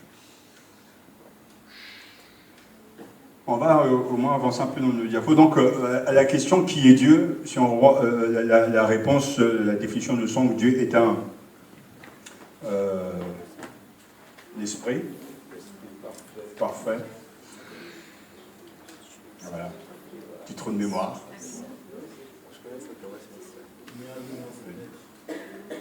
Dieu est un esprit, l'esprit. Comment? Infini, parfait. Non, strong. Oh ouais, mais bon. Donc ça c'est pour vous, si vous-même vous ne pouvez pas me répondre, c'est tragique. C'est là où je dis justement le rôle de la mémoire, de l'intelligence qui mémorise les Écritures. C'est important, quoi. Donc de toute façon, vous avez Dieu et l'Esprit infini et parfait en quelque chose ont leur origine, leur soutien et leur fin. Quand le temps avance, je vais simplement dire que voilà, puisque Dieu est d'esprit, que c'est sa nature, c'est ça, on parle là de l'essence de Dieu, c'est la substance de Dieu. Dieu est d'esprit. Dieu est l'esprit donc parfait, infini. Et on a vu aussi qu'en même temps, ça ne suffit pas pour qu'il y ait une relation avec lui. Dieu est aussi une substance. Mais je dirais aussi que Dieu est un être spirituel. C'est-à-dire que c'est vraiment un être spirituel, il est immatériel, incorporel, invisible, mais en même temps il est vivant. Alors, nous acceptons, parce que c'est Jésus qui le dit, parce que c'est dans la Bible, que Dieu est esprit, c'est sa nature, c'est la définition que Jésus lui-même nous donne. Maintenant, nous, en tant qu'êtres humains, comment peut-on communier avec ce Dieu qui est esprit et comment peut-on comprendre ces injonctions que nous trouvons dans le Nouveau Testament, par exemple, marcher selon l'esprit, chanter selon l'esprit, n'attristez pas l'esprit, etc. Soyez remplis de l'esprit. Comment les comprendre lorsqu'on a compris que Dieu est un esprit parfait, un être spirituel, et qu'en même temps il est invisible, incorporel, immatériel? Comment lier toutes ces injonctions? Parce que si je pose la question aujourd'hui, maintenant peut-être vous le savez, qu'est-ce que ça veut dire marcher selon l'esprit? Qu'est-ce que ça veut dire chanter selon l'esprit? Ce sont des choses qu'on trouve dans Éphésiens. Quand on a vu justement qu'il y a les soupirs de l'esprit, qu'est-ce que ça veut dire en pratique? Parce qu'il faut bien comprendre que le chrétien a une vie spirituelle. Comme Dieu est un être spirituel, lui aussi il a une vie spirituelle, lui aussi il a un être spirituel qui est en tout cas le produit de la nouvelle naissance. Et pour qu'il puisse avoir communion avec Dieu qui est esprit, qui est un être spirituel immatériel, invisible et incorporel, ma communion ne peut se faire que dans le même dans la même nature, dans la même sphère. C'est-à-dire que son corps spirituel, entre guillemets, et mon corps spirituel, entre guillemets, se retrouvent et communient ensemble. Parce que c'est pour ça que le détachement de notre corps, c'est-à-dire la manière de gérer notre corps, joue un rôle important pour la vie spirituelle, parce qu'on ne se dirige pas par rapport à son corps, on se dirige par rapport à l'homme spirituel qui est en nous. C'est lui qui a besoin de manger le pain spirituel qui est la parole de Dieu. C'est lui qui a besoin de boire ce lait spirituel qui est la parole de Dieu. C'est lui qui a besoin de prier. C'est lui qui a besoin de méditer. Celui qui a besoin d'obéir, c'est cet homme spirituel-là. Ce n'est pas le corps, mais c'est l'homme spirituel. Ce n'est pas non plus l'homme charnel, le moi. Mais comment est-ce que ça peut se faire? Comment justement régler ce problème que... Parce que souvent, il faut être honnête, nous avons des commandements, mais sans explication. La Bible dit, soyez remplis de l'esprit, ou marchez selon l'esprit. Chanter selon l'esprit, sous l'inspiration de l'esprit. Mais ça veut dire quoi ça au concret? Au quotidien, ça veut dire quoi? Puisque la parole est l'esprit et vie, ouais. Donc en se conformant à la parole, on marche selon l'esprit. Voilà, ça c'est déjà une réponse très biblique, puisque Jésus lui-même nous donne déjà la solution en disant que mes paroles sont esprit et vie. Beaucoup plus loin dans Jean 14, il dit, mais celui qui demeure en moi et en qui mes paroles demeurent, portera du fruit. Si vous demeurez en moi et que mes paroles demeurent en vous, vous serez mes disciples, ou bien vous serez libres. On voit bien que le lien entre les êtres spirituels, entre guillemets, doit passer par la compréhension, par l'application de la parole. Parce que c'est cette parole qui fait que nous sommes dans l'esprit ou en esprit. Et c'est pour ça que dans tous les domaines qui touchent notre vie chrétienne, tout va découler de la compréhension de la parole. Et on pourra revenir à tous les thèmes que nous avons abordés. Comment prier selon Dieu? Mais il faut d'abord connaître la parole. Comment chanter selon Dieu? Mais il faut d'abord connaître la parole. Comment peut-on être sûr que nos cultes sont selon Dieu et que notre adoration touche le cœur de Dieu? Mais parce que ça vient d'abord de la parole. Et c'est donc grâce à cette parole qu'il y a une communion en esprit que mon être spirituel communie avec Dieu qui est un être spirituel.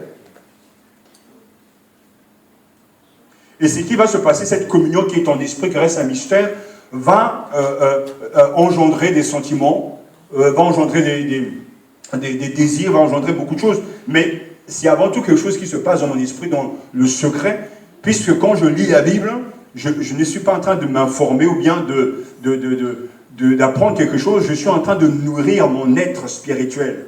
Parce qu'on sait que la nourriture de l'être spirituel, c'est la Bible, la parole de Dieu. Alors, quand le chrétien a compris ça, il dit que me lire la Bible pour moi, c'est vraiment du plaisir, parce que je sais que je me nourris. Et quelqu'un qui ne se nourrit pas finit par maigrir, et la langue finit par mourir. Comment un croyant qui est un être spirituel, qui a eu un être spirituel, un homme spirituel, peut laisser passer des jours, voire des mois sans ouvrir sa Bible?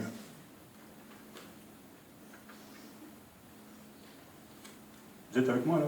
Oui. Puisque le lien, c'est mes paroles sont esprit et vie. Et Dieu est esprit. Nous aussi, nous sommes des êtres spirituels. Je vous pose la question simple. Il y a des gens qui disent que c'est l'esprit qui leur communique. Ouais, j'aimerais bien comprendre ça. Parce que l'esprit leur communique comment? C'est quoi? Parce qu'on va continuer, parce que je voulais absolument voir avec vous, aussi dans le même cas, le démoniaque de Gézara. Regardez avec moi. Pour l'instant, vous savez que Marc chapitre 5, on reviendra sur notre thème de toute façon la prochaine fois. Quand vous lisez même les Actes des Apôtres, il y a des choses que vous devez savoir. Philippe, dans Acte 8, je crois, l'Esprit dit à Philippe, comment est-ce qu'il a entendu parler? Est-ce qu'il a entendu une voix audible ou pas?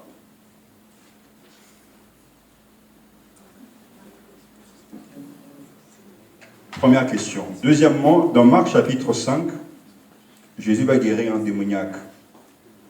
Marc chapitre 5, verset 1, ils arrivèrent sur l'autre rive de la mer, dans le pays des Géraséniens. Aussitôt que Jésus eut débarqué, un homme sortant des tombeaux et possédé d'un esprit impur vint au-devant de lui. Il avait sa demeure dans les tombeaux et personne ne pouvait plus le lier, même avec une chaîne, car souvent il avait eu des fers aux pieds et avait été lié de chaînes, mais il avait rompu les chaînes et brisé les fers et personne n'avait la force de le dompter. Il était sans cesse nuit et jour dans les tombes et sur les montagnes, criant et se meurtrissant avec des pierres. Il vit Jésus de loin, accourut se prosterner devant lui et s'écria d'une voix forte, « Que me veux-tu, Jésus, fils du Dieu très haut? Je t'en conjure, au nom de Dieu, ne me tourmente pas. » Alors je vous pose la question ici, qui est en train de parler? Est-ce que c'est les démons qui demandent à Jésus de venir l'aider? Dieu est esprit. On est d'accord. C'est un être spirituel. Les démons sont des esprits mauvais. C'est aussi des êtres spirituels.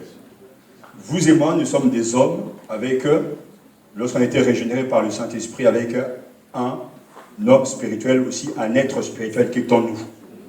Ces trois-là peuvent communiquer quand ils sont quand tout le monde est dans son domaine. Parce que ce n'est que dans le domaine de l'esprit qu'on peut communiquer avec Dieu. Pas dans la chair, pas dans son corps. Puisque Dieu est esprit, les démons sont des esprits, nous aussi nous avons un esprit, donc on peut se retrouver tous en esprit quelque part, entre guillemets. Là, vraiment, je suis en train de donner des images pour que vous compreniez bien. Donc je peux parler à l'esprit, puisque l'esprit peut me parler aussi, le démon peut me parler, puisque c'est un esprit, et moi aussi je peux parler au démon. On va avancer. Et je pose la question ici, il vit Jésus de loin, verset 6, accourut, se prosterna devant lui, et s'écria d'une voix forte, « Que me veux-tu, Jésus, fils du Très-Haut » Donc, est-ce que c'est les démons qui parlent, ou c'est l'autre, en tout cas, c'est le possédé? Possédé, comment il connaissait Jésus? L'homme ne connaissait pas Jésus. Là, on est au marché, là, vraiment. C'est le possédé qui demande à Jésus de l'aider, ou c'est la personne? Il ne demande pas de l'aider. Il ne demande pas de l'aider, c'est très bien. Il ne demande pas d'aider. Le démon se prosterne devant lui. C'est qui se prosterne là? C'est le démon ou c'est le possédé? C'est le possédé. Il se prosterne. Celui qui est en train de se prosterner, on ne voit pas un esprit là. C'est là où je vous ai dit que Dieu est esprit, le démon c'est un esprit, et nous avons c'est un esprit. Mais cet esprit qui est invisible, il va sortir comment? Il se manifeste dans ses œuvres. Et ici, il se manifeste comment dans la personne? Donc au moment où ils sont en train... Donc finalement, parce que c'est quand même un exemple saisissant. Quand des gens peuvent se mettre à genoux, bien louer, chanter, est-ce que c'est l'esprit de Dieu ou bien c'est un esprit qui est en train de les faire ça?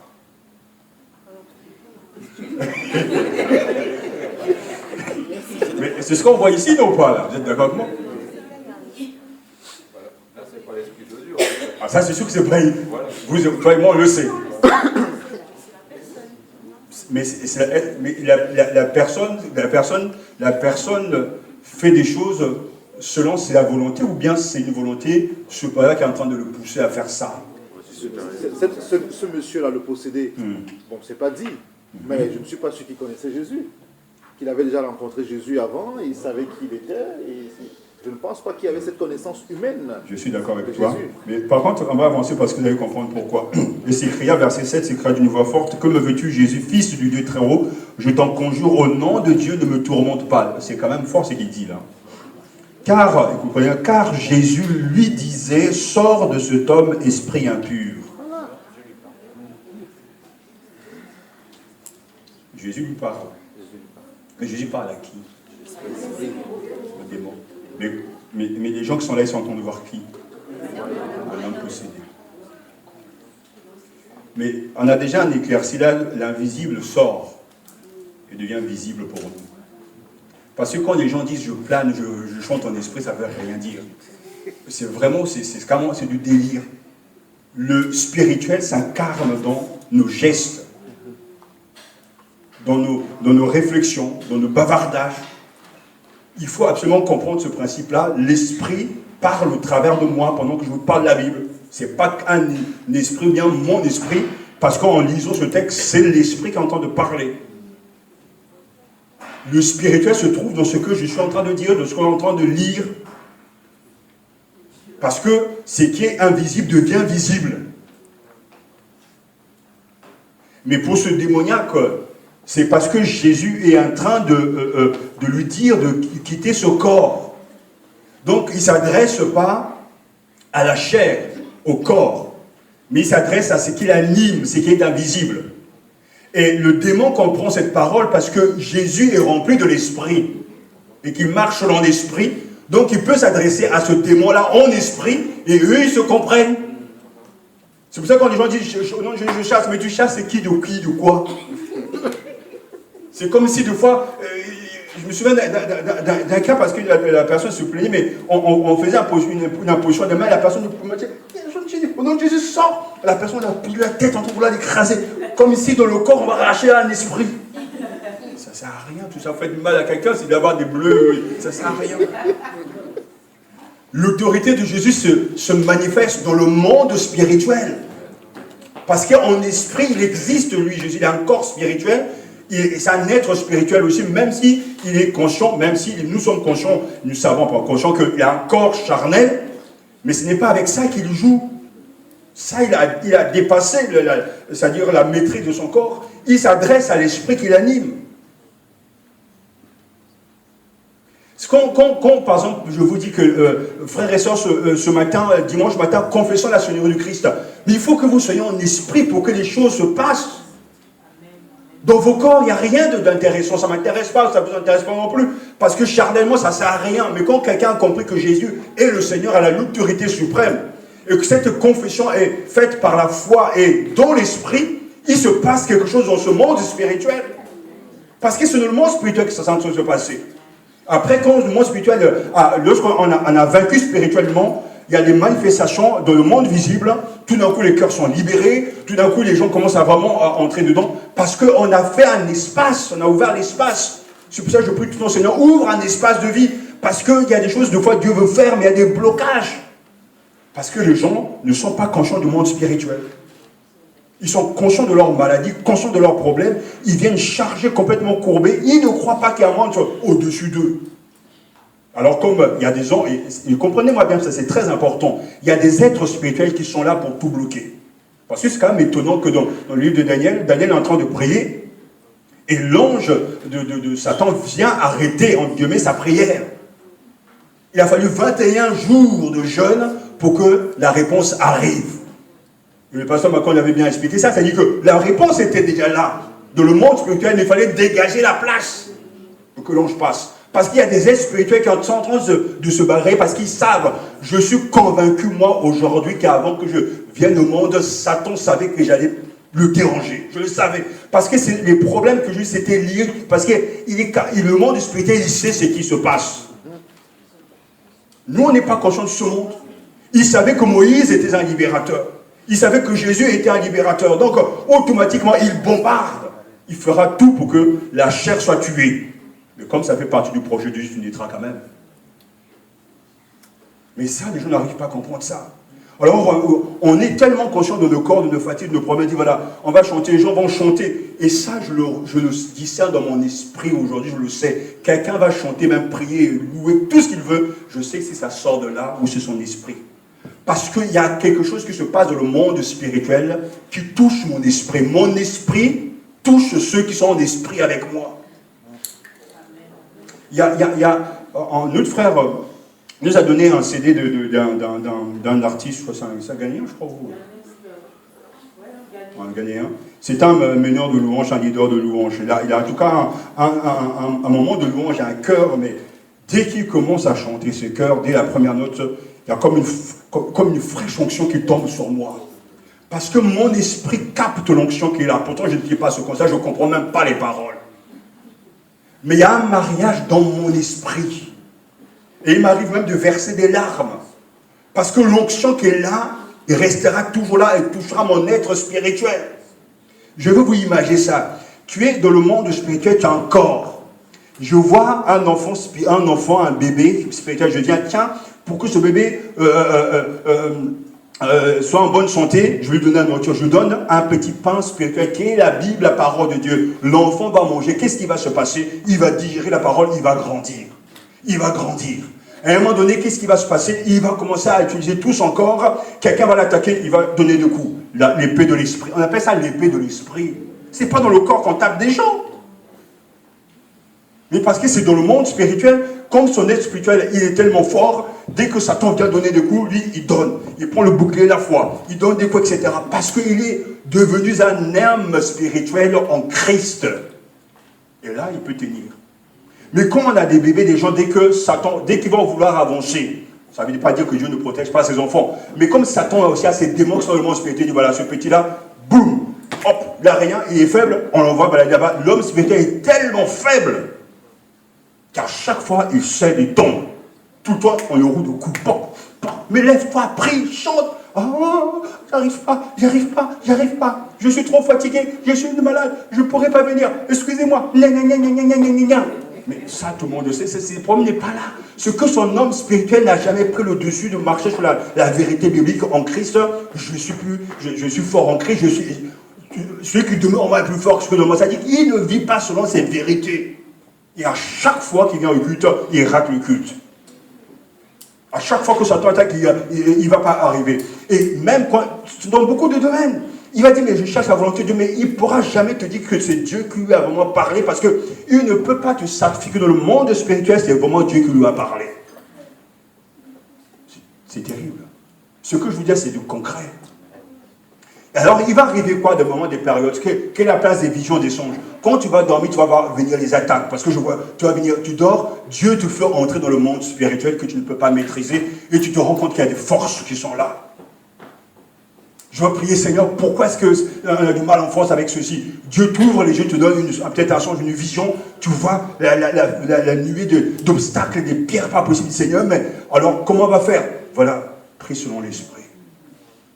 Et c'est passé, tu commences à le faire, que les choses vont bouger dans le monde spirituel. Mais il ne faut pas penser que tout ce qu'on est en train de faire, c'est du gaspillage. Oh non.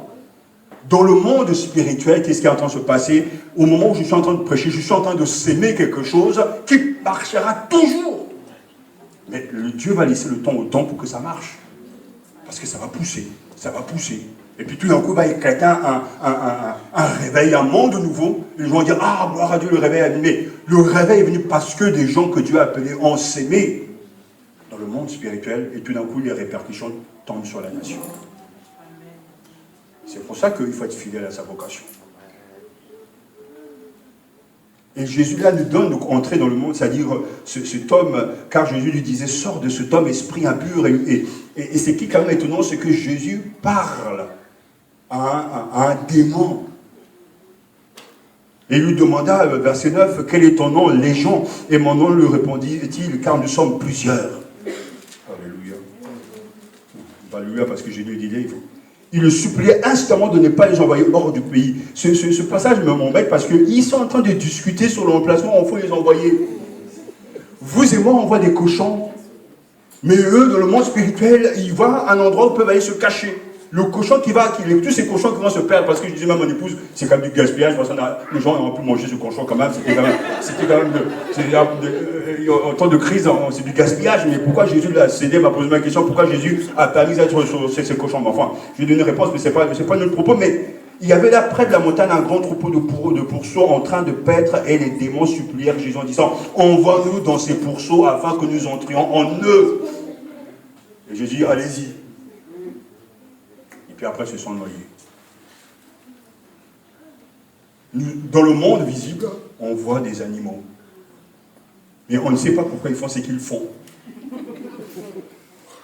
S'il y avait des vétérinaires, ils vont dire, voilà, il faut étudier ces pourceaux parce qu'il y a un problème, quoi. Une maladie, la crise de, je sais pas, une folie, etc. Mais nous, on voit dans le monde spirituel qu'il y a des choses qui sont en train de les manipuler. Il leur permet, les esprits impurs sortir, entra dans les pourceaux du troupeau, se précipita du haut de l'escarpement dans la mer. Genre, il y avait environ 2000. Et c'est quand même énorme. Hein. Et ils se noyèrent, ceux qui les faisaient paître s'enfuirent, répandirent la nouvelle dans la ville et dans les campagnes. Des gens allèrent voir ce qui était arrivé. Ils vinrent auprès de Jésus, virent le démoniaque, celui qui avait eu la légion, assis, vêtu et dans son bon sens. Et ils furent saisis de crainte. Ceux qui avaient vu ce qui s'était passé leur racontèrent ce qui était arrivé au démoniaque ainsi qu'au pourceau. Alors ils se mirent à supplier Jésus pour qu'ils s'en aillent de leur territoire. Ah oui, parce qu'ils sont avec les vues des hommes. Comme il montait dans la barque, celui qui avait été démoniaque le suppliait afin de rester avec lui.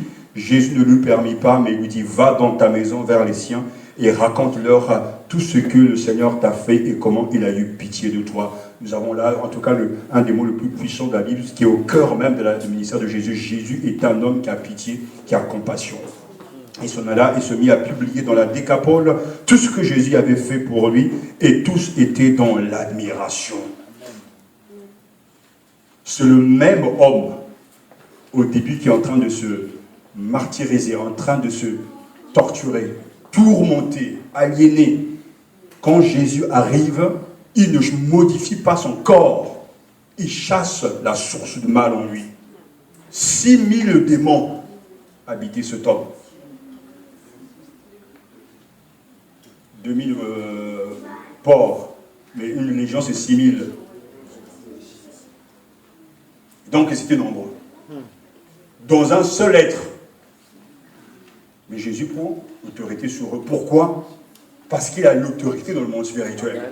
Alors cet homme, on le retrouve, comme dit le texte, dans son bon sens, assis, tranquille, le même homme, mais pourtant ce n'est pas le même. Mais qu'est-ce qui a changé? Mais c'est son être spirituel. Spirituellement, il n'est pas le même. Il ne peut plus continuer à se balafrer, être rejeté, exclu de la société. Non, parce que cette fois-ci, il est devenu lui-même. La force intérieure qui tourmentait, qui liait son être spirituel, son esprit, a été enlevé. Donc voilà un être humain qui reconnaît Jésus et qui va devenir un bon évangéliste. Et c'est ça la vraie conversion. Ça, c'est la vraie rencontre. Parce qu'il y a des démons qui tourmentent les gens aujourd'hui. Mais ils n'ont pas le même visage, ils n'ont pas les mêmes manifestations. Il y a des gens qui ont un esprit de mensonge pas possible. Il y a des gens qui ont un esprit de peur pas possible. Il y a des gens qui passent le temps à se lamenter. Il y a des gens qui n'arrivent pas même à créer des relations avec les autres. Il y a plein de choses qui se passent. Les réseaux sociaux, ça marche bien, c'est sympa, mais tout ça, c'est virtuel. Il y a des démons qui tourmentent les gens qui sont derrière, qui sont en train d'inspirer des gens, qui au point d'inspirer certains à croire ceci, à accepter cela, etc. Ils sont derrière. Mais on ne les voit pas, on voit des êtres qui réfléchissent, qui agissent d'une certaine manière, disent, mais comment peut-il faire ça? Mais c'est le démon qui est derrière. Mais comment le libérer? Ce n'est pas en le clouant, en le mettant même dans une prison, non. Il faut libérer son esprit. Parce que dans le monde spirituel, il est lié. Et Jésus envoie une parole dans ce monde-là, et les résultats sont visibles. Et tous les ministères, ça se passe comme ça. Quand la parole est annoncée, c'est tout dans le monde spirituel, ça se passe. Au moment où nous sommes en train si quelqu'un est déjà dans un état spirituel de réception, parce que l'accueil de la parole est un moment important. Quand la parole est prêchée, il reçoit la bénédiction dans son cœur. Et c'est pour ça que les Alléluia, les Amen vont fuser, parce que son esprit est nourri. Mais quelqu'un qui ne reçoit pas parce qu'il est fermé, parce qu'il se pose des questions, ça va venir, il pourra peut-être dire Amen, bien lui à un moment donné, mais son esprit n'est pas nourri, il repartira aussi faible, aussi fatigué, aussi embêté, parce que son esprit n'a pas mangé le pain qu'on lui a donné. Pourquoi vous mangez tous les jours? C'est pour nourrir le corps.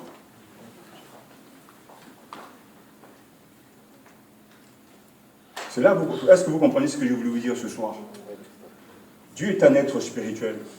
Donc ce n'est pas parce qu'on va faire des gymnastiques, on va faire des incantations, qu'on va lui parler, on va le toucher, on ne le touchera pas. C'est un être spirituel qui est pur, qui est parfait. Il faut avoir l'Esprit de Dieu pour lui parler.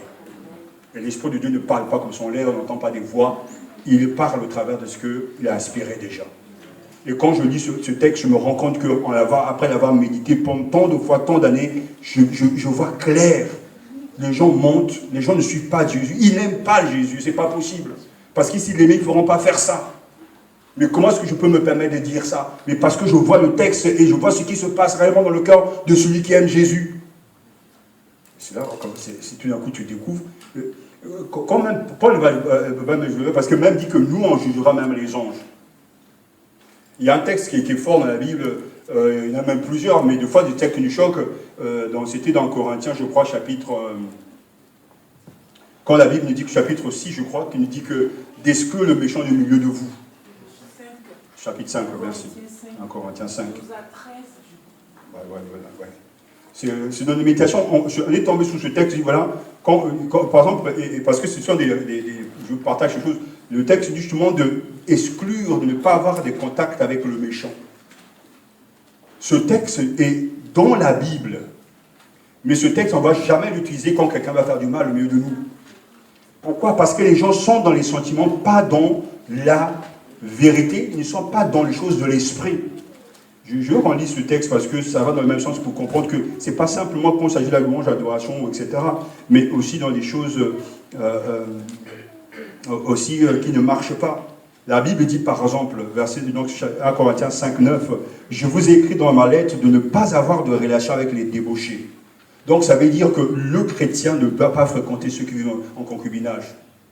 Donc j'ai appris avec le temps qu'il y a des gens qui savent très bien que leurs copains, leurs copines, leurs amis, qui peuvent venir à l'église, qui peuvent même prendre des responsabilités, ils savent qu'ils vivent dans une vie de débauche, une vie en concubinage, mais ils ne font rien, ils continuent à les fréquenter.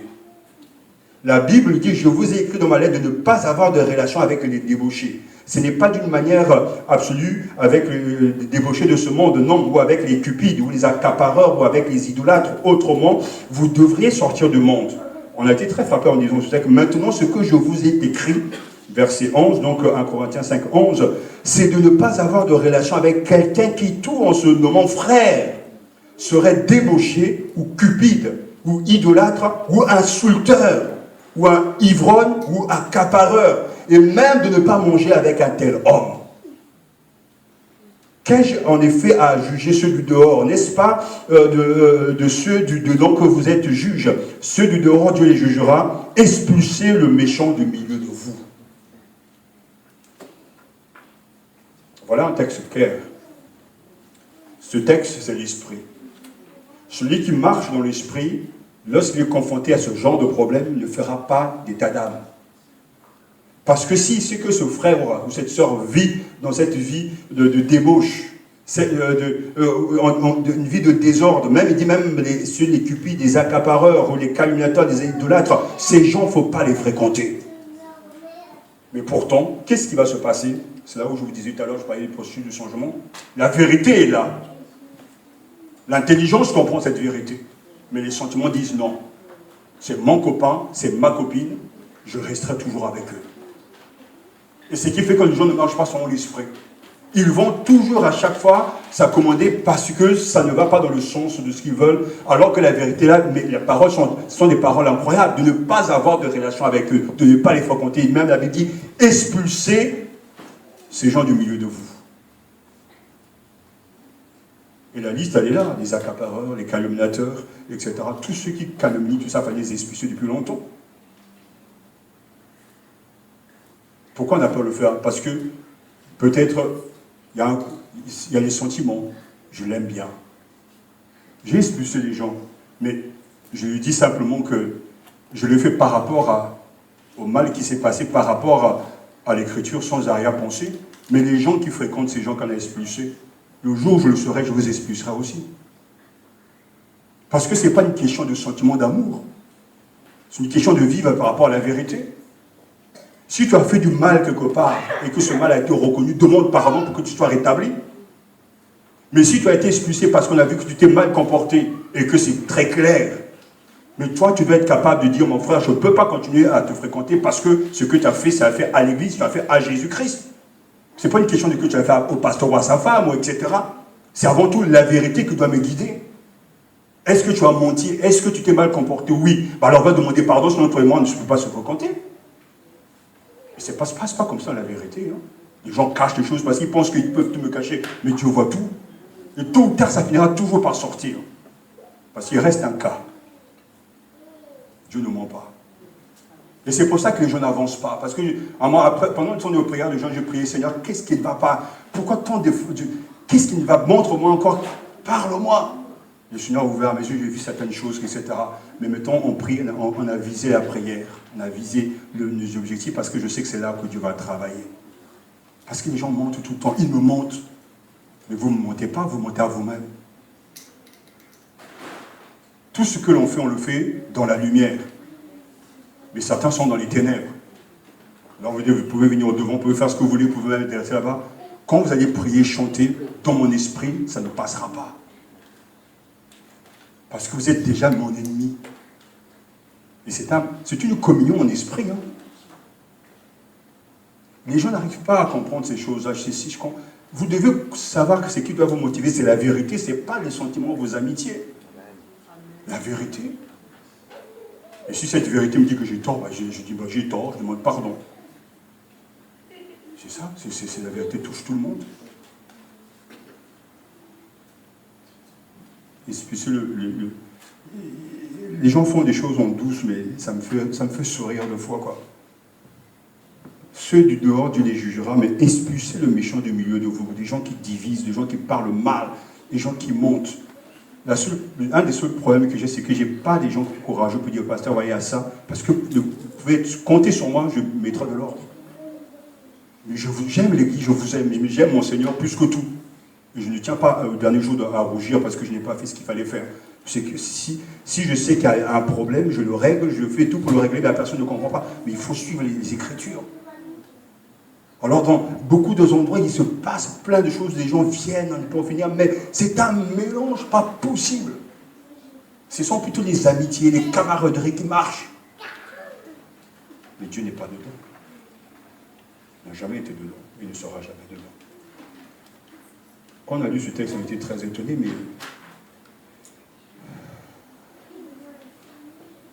ne pas avoir de relation avec les débauchés. Ton frère vit dans le péché, tu dis rien.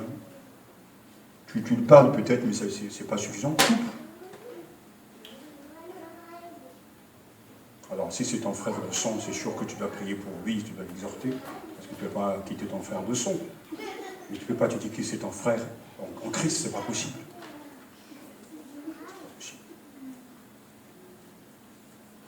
N'ayez jamais peur de personne sauf de Dieu. N'oubliez pas qu'on va tous être jugés. Ça, c'est un exemple que je vous donne, ces deux exemples, justement, montrant d'un côté ce qui est dramatique, parce qu'on a peur de suivre l'Écriture, parce qu'on dit nous-mêmes on est des pécheurs, peut-être ceci, cela. Mais non, il faut suivre les Écritures. Jésus n'était pas venu pour détruire les gens, il voulait sauver les gens. Mais il ne peut pas les sauver en leur mentant, il faut leur dire la vérité.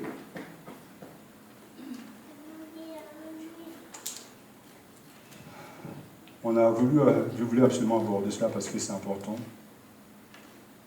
De savoir si vous voulez communier dans ce monde en esprit, il faut absolument dormir, vivre avec ce livre. Ouais. Tout est dedans. La vie de l'esprit, c'est ça. L'épée de l'esprit, c'est ce livre. Son interprétation. Sa manière, sa lumière, etc. Et si vous suivez ce livre, vous serez des gens équilibrés, matures, et des gens qui ne vont pas faire des va-et-vient au niveau de l'affection. Je t'aime aujourd'hui, demain je t'aime plus parce que j'ai entendu aujourd'hui je suis avec toi, demain je ne serai plus avec toi. Non, non, non. Moi, tous les cas que je vois dans l'église, que j'ai vus, je les observe, j'essaie de comprendre parce que je ne peux pas m'empêcher de ne pas comprendre. Pourquoi tel frère est fidèle? Pourquoi Mme Michel est fidèle à la langue? Est-ce que c'est une grâce? Est-ce que c'est un travail? C'est tout un tout. Je veux comprendre pourquoi ça se passe comme ça. Pourquoi les gens à qui on donne plus d'attention, c'est eux qui nous font plus de coups bas, alors que ceux souvent qu'on ne considère pas ceux qui sont à la hauteur, je comprends. Mais je veux comprendre. Et tout a toujours une explication. Parce que je ne néglige pas que le mal est très puissant dans le monde spirituel. Il contamine, en gros, il contamine des gens. Et ça va vite. Mais si tout le monde a compris ce principe ce soir, que je suis un être spirituel, que je dois me protéger spirituellement, je dois protéger mon être spirituel spirituellement, ça veut dire que quand je parle d'un être spirituel, j'ai des oreilles spirituelles, j'ai des yeux spirituels, j'ai un nez spirituel, j'ai une bouche spirituelle, et que mon corps n'est que cette enveloppe, et que quand mon esprit est nourri, que corps spirituel est fort. Alors, quand je commence à louer, quand je commence à prier, la puissance de mon esprit spirituel passera dans le monde visible. Il se passe des manifestations. Dans le sens où manifestation, Dieu est en train de bénir son Église. Et c'est ça l'œuvre de l'Esprit. Les vrais circoncis, dira l'apôtre Paul, c'est nous. Philippiens 3.3, qui nous rendons notre culte non pas sur la chair, mais selon l'Esprit, sous l'impulsion de l'Esprit. Si Dieu permettait qu'il nous ouvre les yeux, qu'il montre l'être spirituel de chacun, alors est-ce que ça sera une bénédiction ou un fardeau, j'en sais rien. Il dit, mais tant de fois tu as eu à manger, tu restes un bébé. C'est pas normal. Une fois j'ai le flash de notre fils, je l'ai vu naître petit. Il mange bien, il marche, il court même. C'est tout à fait normal. Parce qu'il est en bonne santé, il a des vitamines, il a des bons plats, un bon appétit, etc. Dieu le bénit, il va grandir. Parce qu'il ne peut pas rester un bébé. Et puis à 30 ans, il ne va pas rentrer dans le ventre de sa maman, c'est pas possible. Et la vie spirituelle, c'est pareil. Il y a des saletés qu'il faut éviter, des choses qu'il ne faut pas manger, des gens qu'il ne faut pas fréquenter, des choses qu'il ne faut pas écouter, des livres qu'il ne faut pas lire, des choses qu'il ne faut pas regarder, parce qu'il faut protéger son homme spirituel. Mais ça, c'est une question de volonté. Même pour venir à l'église, c'est pareil, quand on dit je dois venir à l'étude, mais c'est une question de volonté, je décide d'aller à l'étude. Et vous allez vous rendre compte que tout à la fin, parce que les choses de Dieu, avec à la langue, à force de les répéter, ça devient une seconde nature. Je ne peux pas dormir sans lire la parole de Dieu. J'ai faim. J'ai besoin de dévorer ce texte, j'ai besoin de le lire. Il m'arrive de me réveiller dans la nuit parce que j'ai faim. Mais cela n'est pas arrivé du jour au lendemain, c'est parce que j'ai cultivé l'envie de manger. Vous pouvez mettre des bons plats sur la table, mais si la personne n'a pas faim, elle ne mangera pas. Mais si la personne ne mange pas, c'est parce qu'elle est malade. N'est-ce pas, docteur? Ça pose un vrai problème. Que Dieu vous bénisse, qu'il vous aide vraiment, que vous ouvrez les yeux sur ces réalités. Dieu est esprit. Vous avez un esprit. J'ai mon esprit. Et la vraie communion que nous pouvons avoir ensemble commence d'abord en esprit. Et la communion qui est en esprit, c'est une communion en vérité. Si déjà on se ment, on n'aura jamais de communion de la vérité, c'est pas possible. Et ça se sentira toujours. C'est ce que peut-être Watchman y appelle l'intuition. On sent des gens, et des gens qu'on ne sent pas. Il y a des gens que je connais depuis des années, je sais que cette personne a un côté bizarre. Parce que mon esprit rejette. Alors tu peux dire, est-ce que c'est un jugement personnel? Est-ce que c'est un sentiment personnel? Mais la langue, on finit jamais par se tromper parce que l'esprit souvent atteste ce que vous sentez. Alors tu pries pour la personne, Seigneur, dis-moi, est-ce que c'est moi-même? Est-ce que le Seigneur te dirigera toujours? Parce qu'il t'aime.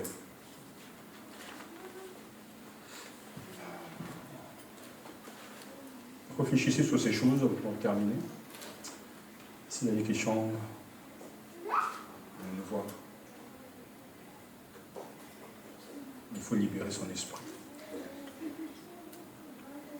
Si le grain de blé ne tombe en terre et ne meurt, il reste seul.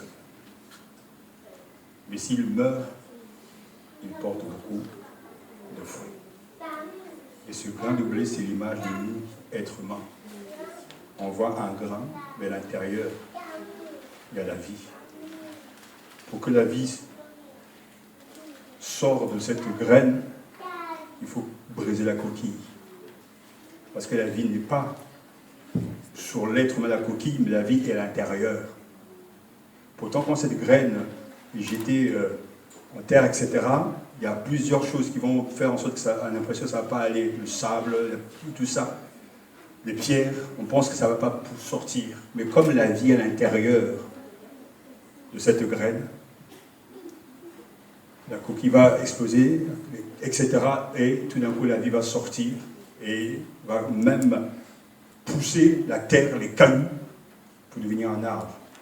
Et à la base, ce n'est que une graine. Spirituellement, ça se passe comme ça. Elle enveloppe notre corps qui bouche Dieu à l'intérieur.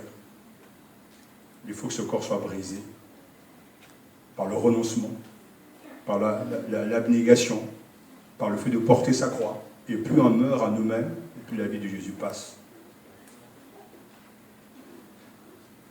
C'est ça le charisme suprême. C'est pour ça que je lui ai dit que si quelqu'un veut être mon disciple, qui prenne sa croix. C'est la vie spirituelle. On va se lever pour rendre grâce au Seigneur. Et je prie que Dieu nous ouvre les yeux, vous ouvre les yeux contre toutes ces choses. Apprends-moi à marcher sur mon esprit, la vérité. À prier, à demander ce qui est écrit, non pas ce que moi je veux. C'est ce que nous voulons demander. Dans tous les domaines. Quelqu'un peut-il prier pour nous? Père éternel, nous voulons te rendre grâce, Seigneur, parce qu'une fois de plus, tu nous ouvres les yeux sur ce qui nous va, Père. Tu es un Père bon, Seigneur, tu veux que des bonnes choses pour nous, Seigneur. C'est pour ça que chaque jour, tu bouscules nos consciences, Seigneur. Tu nous déranges dans nos habitudes, dans notre confort, Seigneur, personnel, Père. Et tu nous apportes la vérité qui est source de salut, Seigneur, qui est source de vie, et nous te disons merci pour cela, Père. Aujourd'hui encore, Seigneur, tu nous donnes de ta bénédiction, Père, parce que tu nous réveilles encore sur ce qui ne va pas, Seigneur. Tu nous donnes de prendre conscience de notre état de péché, de notre état, Seigneur, qui n'est pas conforme à ta volonté, mais simplement à ce que nous voulons, Père. Et nous te disons merci pour cette lumière que tu nous apportes ce soir. Merci, Seigneur, pour ta parole qui nous juge, Seigneur, c'est vrai, qui juge nos sentiments, qui juge nos manières de penser, Seigneur, qui juge aussi nos modes de vie, Père. Et nous te disons merci parce que c'est vrai que tu le fais dans un but précis, c'est parce que tu nous aimes, c'est parce que tu veux que nous changions, Seigneur, c'est parce que tu veux que nous parvenions, Seigneur, à ce que tu as prévu pour nous. Et nous te remercions, Père. Seigneur, que ces paroles demeurent en nous, qu'elles puissent, Seigneur, apporter réellement du changement, Seigneur, que nous puissions avoir cette volonté qui nous manque, Seigneur, pour pouvoir mettre en pratique, Seigneur, ce que tu nous apprends ce soir et depuis quelque temps, Seigneur. Merci pour ta parole, c'est vrai qu'elle est source de vie, elle est source, Seigneur, de réflexion aussi, Père, elle est source de changement. Nous te disons merci pour cela. Ton esprit puisse vraiment la bénir, la faire fructifier en nous, Seigneur, qu'elle puisse nous apporter, Seigneur, un réel changement, Père, et pas simplement que l'on soit comme ces auditeurs oublieux qui partent et qui ne se souviennent plus de rien, Seigneur. Mais qu'elle puisse nous travailler durant les jours à venir, Père, et qu'elle puisse porter son fruit, Père. Je prie pour chacun de ceux qui sont présents ici, mais aussi pour ceux qui ne sont pas là, Père. Pour toute l'Église universelle, Seigneur, parce que c'est quelque chose que tu veux pour tous tes enfants. Et nous te disons merci pour cela. Sois béni. Puisses-tu bénir le pasteur encore davantage, Seigneur, ainsi que son épouse, Père. Merci pour ce qu'il nous apporte. Merci aussi, Seigneur, pour ces réunions, Père, que tu maintiens chaque vendredi, tous les jours, Seigneur, où elles ont lieu, Père. Merci pour toutes ces bénédictions. À toi seul soit toute la gloire. Au nom de Jésus-Christ. Amen. Merci. Voilà. Bon retour. Bonne nuit et puis à dimanche, je vous. Ça aussi.